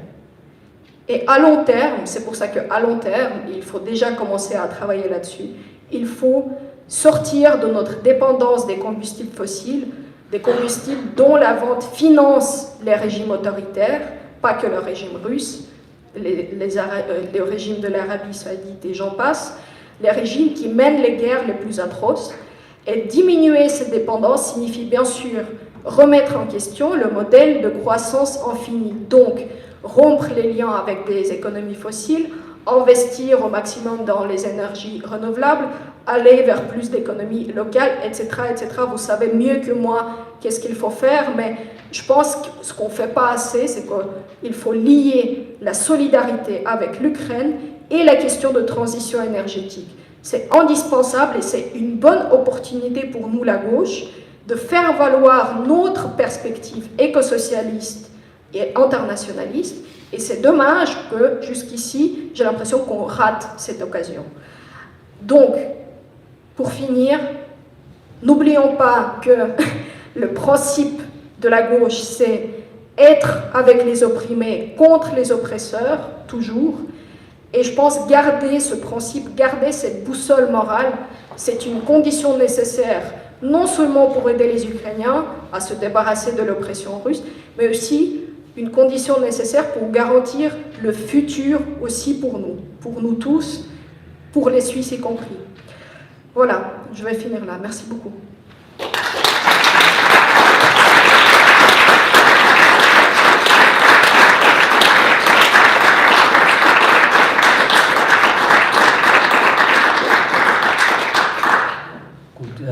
Ich möchte auch Hanna ganz herzlich danken für diesen ganz, ganz wertvollen Beitrag.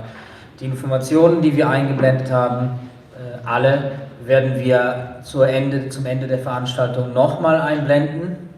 Man darf gerne Fotos damit machen, man darf sie gerne anderen zeigen und teilen. Bitte. Dann möchte ich als nächstes, haben wir ein bisschen Zeit, um eine Diskussion zu führen. Damit die Voraussetzungen bei allen für die Diskussion gleich sind, möchte ich die ersten 5 Minuten der Diskussion als eine Art Flüsterrunde beginnen. Das heißt, man sitzt neben jemandem oder noch besser, man sucht sich jemanden, den man gar nicht kennt, setzt sich neben die Person und redet mit dieser Person über Dinge, die einen entweder interessieren und man vielleicht nachher ansprechen möchte. Und ich habe sonst noch eine kleine Anregung. Voilà. Sollte größer sein. So, ich hoffe, das kann man lesen.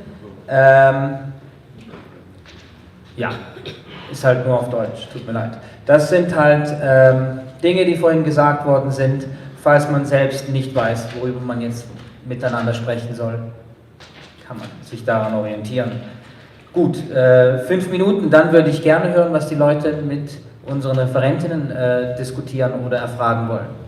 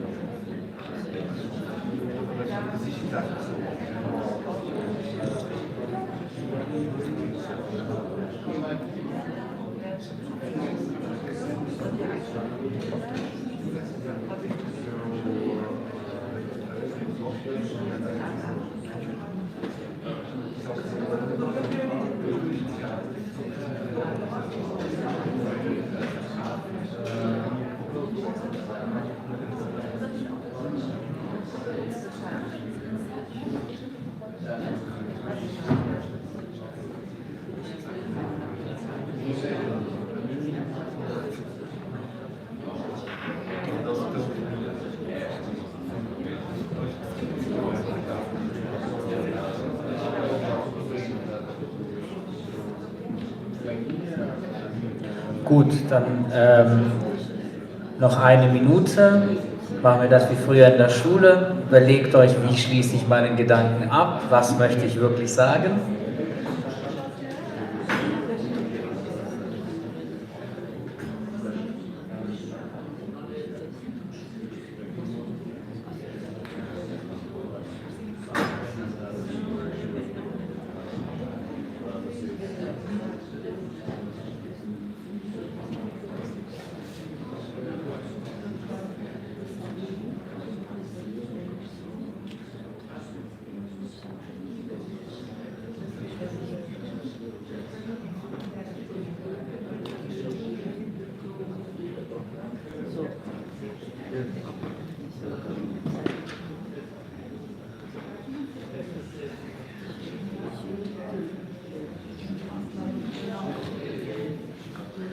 Gut, dann möchte ich alle bitten, die Aufmerksamkeit nach vorne zu richten. Danke.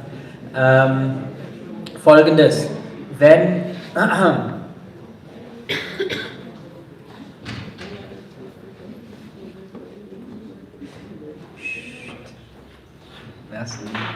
Gut, also wenn jemand eine Frage hat, soll er bitte aufzeigen. Wir geben ihm oder ihr ein Mikrofon, dann kann man, Monsieur da, dann kann man, er wird dann behilflich sein, seine Frage einfach an die Panelists richten und sie werden darauf eingehen.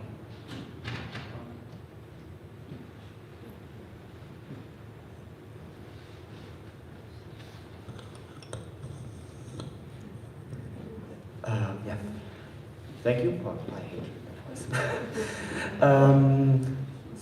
Thanks for the great panel for now. And okay. Better like this? Anschauen. Noch eine allgemeine Durchsage, sonst sage ich das auch noch ein paar Mal. Am besten ist es so, dass ihr so sprecht, dass die Übersetzung euer Gesicht sieht. Ja. Okay. Schau, dass so besser ist. Also, or English. What am I going to ask? Exactly. So, my question was, there's a Tatar and Crimean Tatar minority in Ukraine and the occupied parts of Ukraine. Are they differently affected by this war on all kinds of levels, like oppression by the Russian side, and yeah, because we don't really hear much, I think, or I'm not paying attention enough about that. So yeah, that's my question.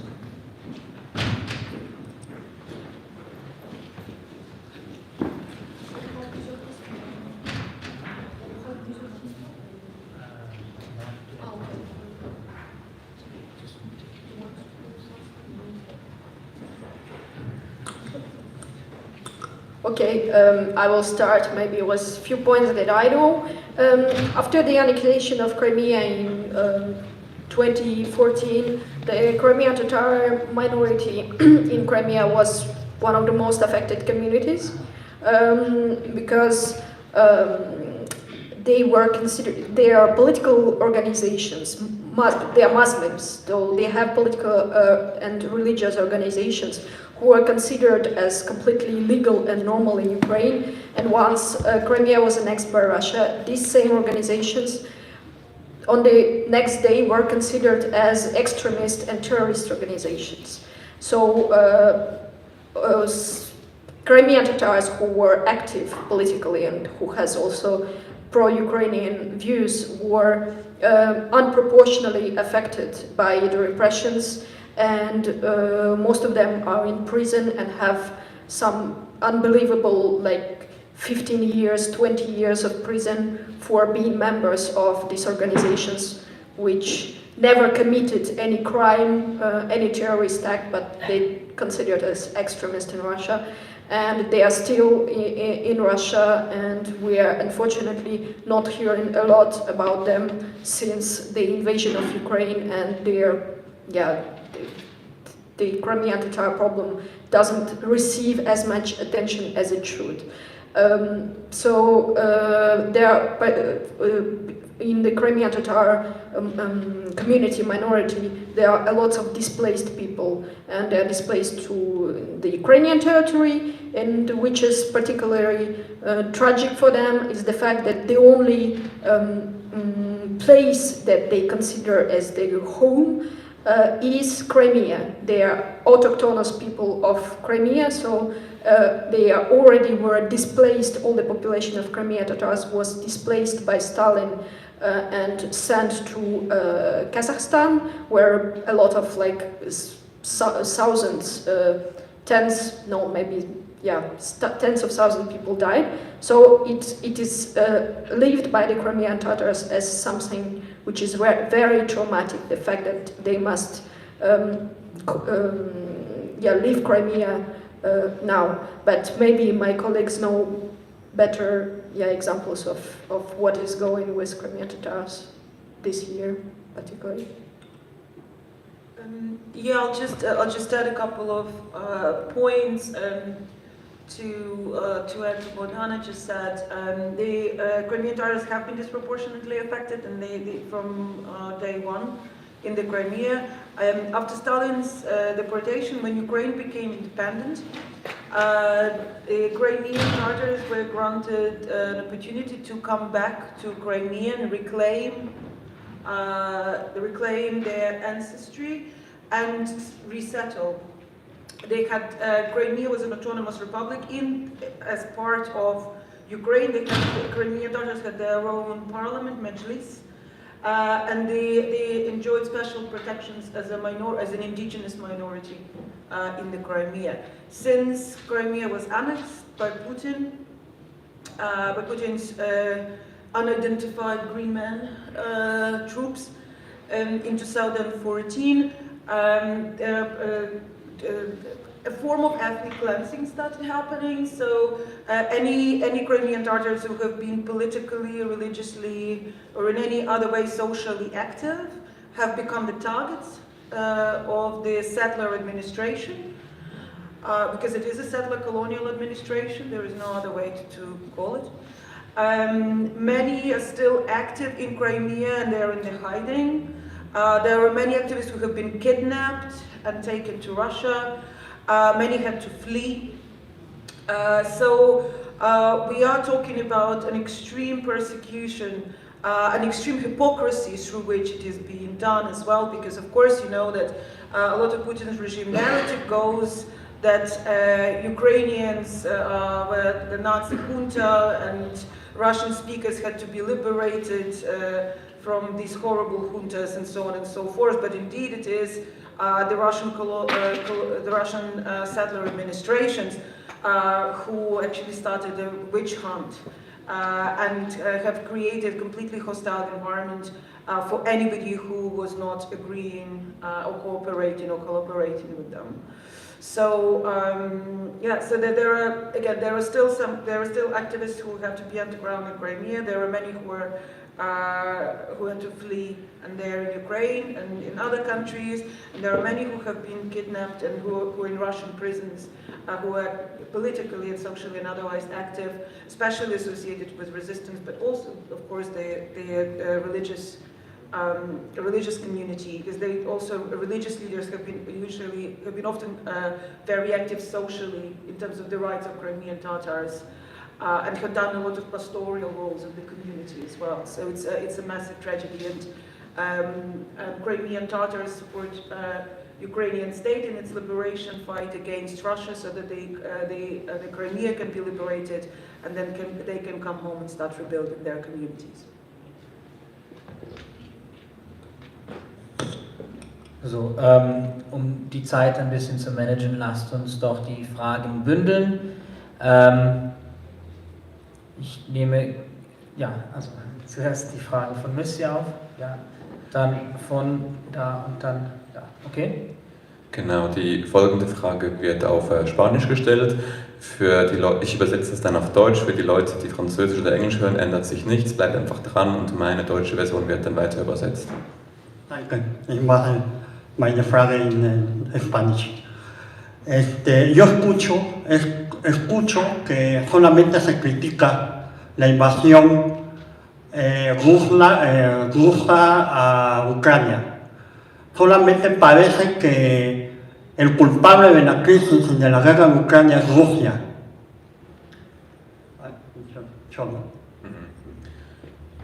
Yes. Also korrigiere mich, falls ich es falsch übersetze, aber auf jeden Fall, du hast gesagt, dass du über die russische Invasion in der Ukraine gehört hast. Und was war der zweite Teil? Parece que solamente el culpable es Rusia y Putin de la invasión a Ucrania. Yes, nobody else invaded, only Russia. Yes. Okay, entschuldigt. Es scheint, dass ich übersetze jetzt, das ist nicht meine Meinung, es scheint, als sei Putin der einzige Verantwortliche des Überfalls. Y se olvida uno de que la guerra de Ucrania tiene una profundidad mucho más allá de la invasión rusa a Ucrania. La pregunta es, ¿qué posición tienen ustedes con respecto a los Estados Unidos, a la OTAN? ¿Sí? ¿Qué posición tienen ustedes con respecto al financiamiento que están dando a Ucrania, Estados Unidos y la OTAN? Esa es la pregunta concretamente. Porque el imperialismo no solamente viene de Rusia, también viene de los Estados Unidos.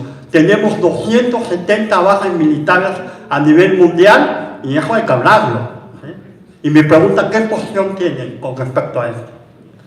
Also als Übersetzer sage ich etwas, dem ich jetzt seit einem Jahr heftig widerspreche. Der Krieg in der Ukraine hat viel tiefere Gründe, USA, NATO, und die Frage an euch ist, was meint ihr zur Rolle der USA, zur Rolle der NATO, auch was die Finanzierung zum Beispiel der Ukraine betrifft? Gut, dann gehen wir zur zweiten Frage. Willst du deine Frage auf Deutsch stellen oder auf Englisch oder Französisch? Englisch. Okay, ja, super, ja. Sprich einfach noch da hinten gerne. Oh, sure. I hope you don't mind. I just want to add like a little bit of discussion here. My name is Peter. I'm a Ukrainian-Canadian activist with Der Funke and the International Marxist Tendency. And I want to give a bit of a perspective also for our activists in Ukraine who are against Russian imperialism, but have a maybe different perspective than what's given by Social Ruch. Now, Social Ruch, I mean, being a leftist in Ukraine, it's brave in itself. It's semi-illegal conditions, you know, so that deserves respect. But some of their positions, in terms of, for example, saying that the left position is the pro-Ukrainian, pro-Ukrainian position right now, or saying that being against any ceasefire right now is not necessarily, the way for the left should go. At the same time, they do admit that the current Ukrainian government is a right-wing government, and even after the potential peace, they would things would continue to be bad for Ukraine. But what's missing here, I think it's a simple thing. It's not a complicated concept for the left. It's a class position that we have different interests than capitalists, and that goes for a country like Ukraine, or a country like Switzerland, or a country like Russia. And ultimately, what we need is a revolutionary perspective that says that one day things will not be as they are today, and one day it's the working class that needs to run society. 3 minutes maximum? Okay, no. So it's very justified to be angry at what's happening with the Russian invasion and the bombing of Ukrainian infrastructure, in the destruction, all the other chaos from the war. But if we call ourselves leftists, that means we need to have some kind of vision for a world of the future. And as unpopular as this is to say, the biggest ally, the biggest potential ally for the Ukrainian working class who are suffering this isn't the organizations like NATO or the EU, it's the Russian working class. And right now it's a difficult thing to see, because there is polls showing that Russians are a lot of them are supporting their regime and supporting even the war. But in the long run, their material interest isn't in supporting their own ruling class, their own oligarchy, which is robbing them blind, just like the Ukrainian oligarchy. The thing is, the organizations like NATO, they're giving weapons to Ukraine, but they aren't giving them out of support out of some kind of interest for the safety of Ukrainians. They're just fighting a regional rival imperialist power. How much time? Okay. So just to finish up, and the same would go for an organization like the EU. So just to sum up, I've heard the term pragmatism here, but ultimately with pragmatic solutions, I mean, the people in power in giving weapons in this Lugano agreement, they don't really care what the left has to say. Ultimately, what we need to build for is the future, and in the future, like after this war is done in a number of years, after the You won't have a speech, you could have joined the panel. 3 minutes is over. But if you're having your own speech, then you could have joined there. I appreciate that. I'm finishing up. No, I appreciate that. You're adding more time to it. And you make your... And can I finish, please? And if you're not Can I finish, invited please? to this- Last sentence. And it's ultimately to build an independent revolutionary organization. Thank you.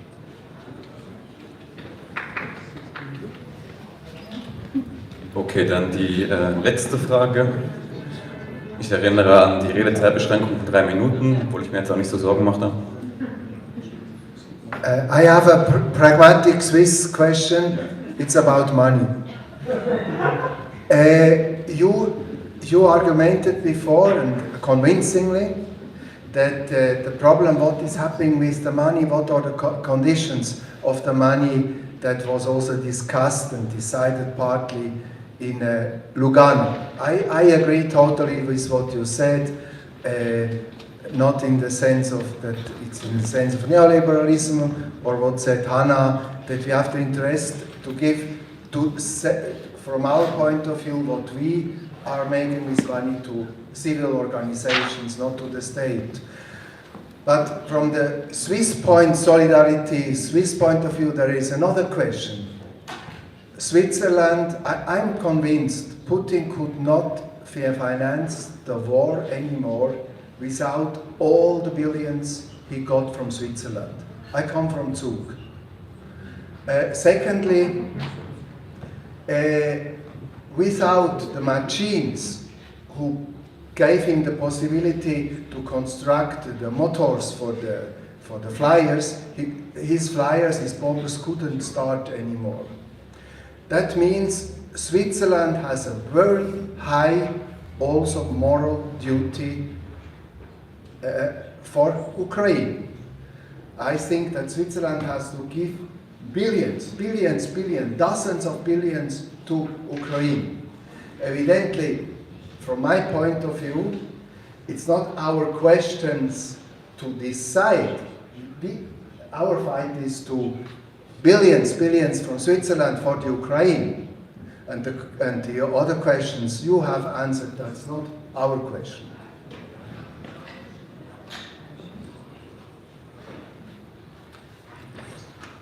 Work. I think I will start with addressing the second question, since it was addressed to Sozialner Ruch, about the missing the class position. Well, I would say that what we mean by staying with our class and with the workers, I think that for me and for many members of our organization, it means to be realistic and think about real Ukrainian workers who are now fighting in Ukraine or fighting on the front line, or fighting for their own survival in this situation.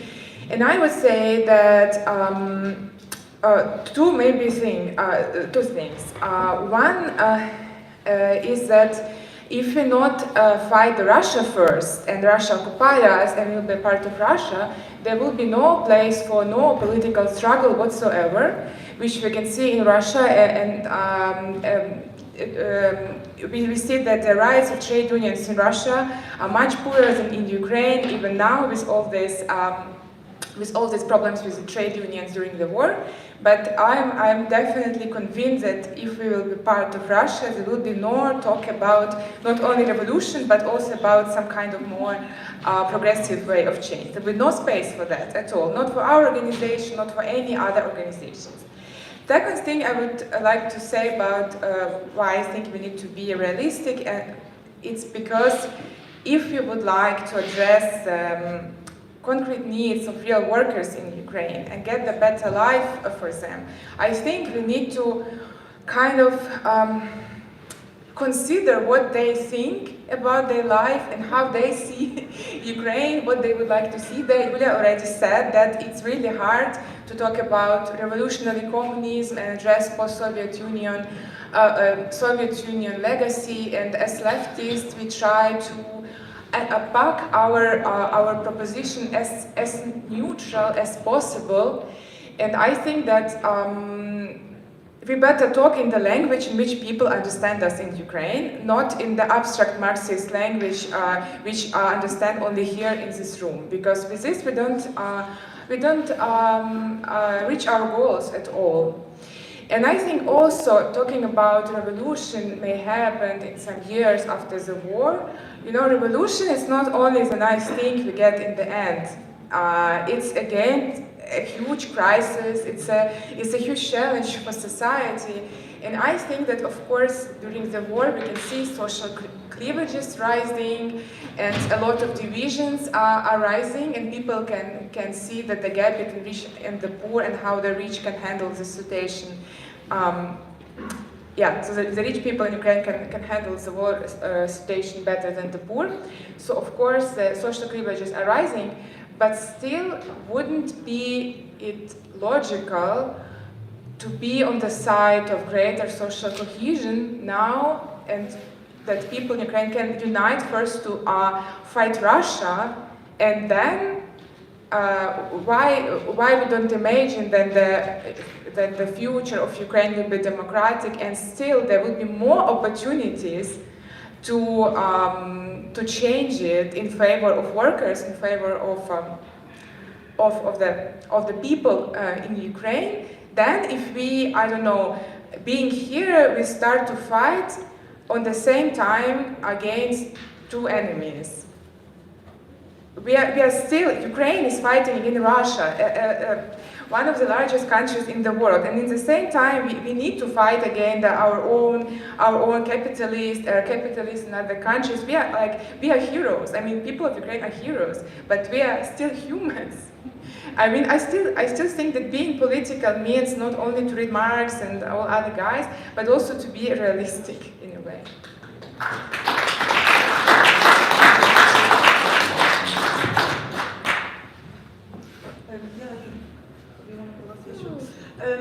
Yes, thank you.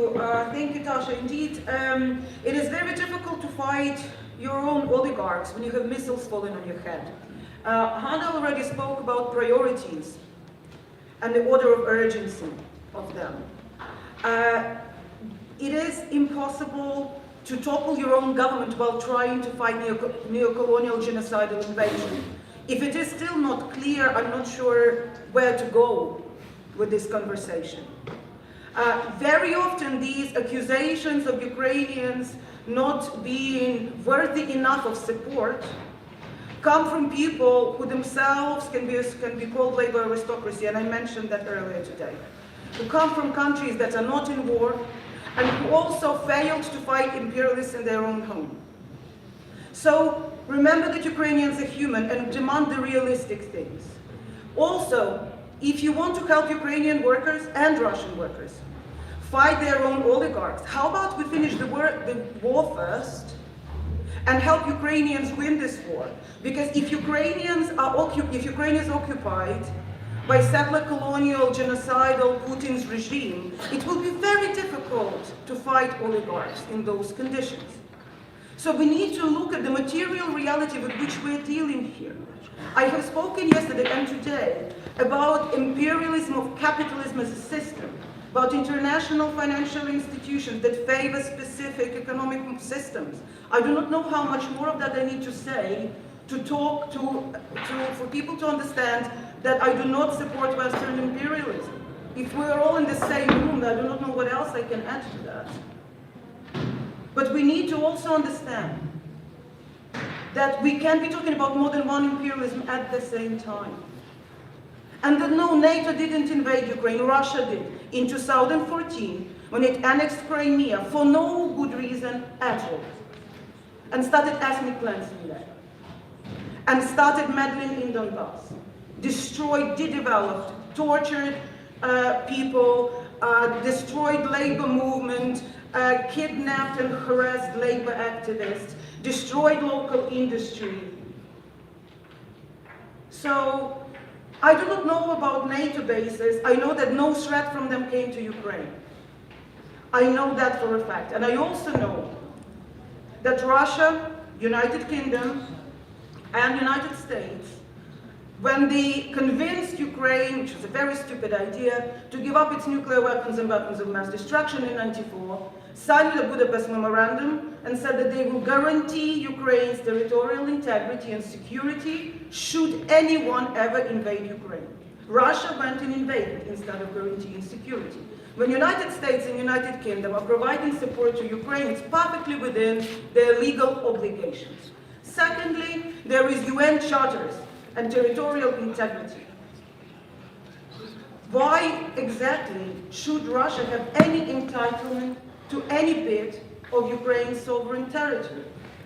I do not care how many scarecrows of NATO Putin has in his head. But if he stopped invading countries from Chechnya to Abkhazia to Ukraine to Moldova, maybe our countries in the region wouldn't want to be joining NATO. It's a running joke in Ukraine that Putin is the biggest recruitment agent for NATO in Eastern Europe. And he's really successful at that. So let's remember about this. Also, there is a much bigger problem that we need to understand and deal with on the left. And this is something we don't like to talk about, sadly. Many don't. Is the problem of international security and defense and weapons. What is the left answer to the question of guaranteeing international security? There is no socialist army fund or weapons. Where is Ukraine supposed to go for support? United Nations system is defunct. Budapest Memorandum was useless. European security architecture desires a lot of improvement. What are they supposed to do? And I can tell you one thing, that when you see missiles in the sky going towards your house, you have a very clear understanding of what you need to do. Go and take support from wherever you can. And it's good that some people have the luxury of time and security of their own life to sit around and speculate whether they like weapons from here or from there and what they should do. Ukrainians don't have that luxury. So if Ukrainians tell you what support they need, and actually Russian anti-war movement and Ukrainian anti-war movement are unanimous on this. So I'm sorry if these workers do not have the same ideas as you about how they can be helped, but unless you want to impose your view on them, then you're not listening. So that's that from me.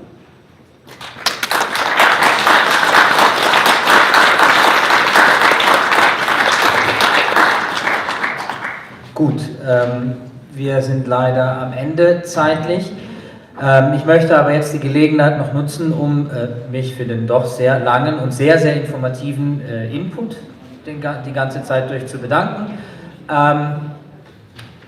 Der Workshop stand ja unter dem Thema, dass sich der ukrainische Widerstand eigentlich an zwei Fronten abspiele. Einerseits ein kernlinkes, überhaupt ein linkes Thema, Selbstbestimmung, vor allem gegen Invasoren, und gleichzeitig, weil das ja eine komplexe Gemengelage ist, auch die Neoliberalisierungsbestrebungen von innen durch Zelensky und seine Regierung, aber auch von außen, auch vom Westen. Aber natürlich an dieser Stelle nochmal danke für die vielen Informationen. Ich möchte die Gelegenheit jetzt aber auch noch nutzen, um darauf hinzuweisen, dass sich der brutale, völkerrechtswidrige, invasorische Krieg der Kreml-Regierung bald jähren wird. Am 25.02. wird es eine Demonstration geben. Es werden noch nähere Informationen folgen, aber dass sich die Leute schon mal frei halten, dass man sich solidarisieren kann mit einem Widerstand. Ich kann Moment kurz nach Multitasking.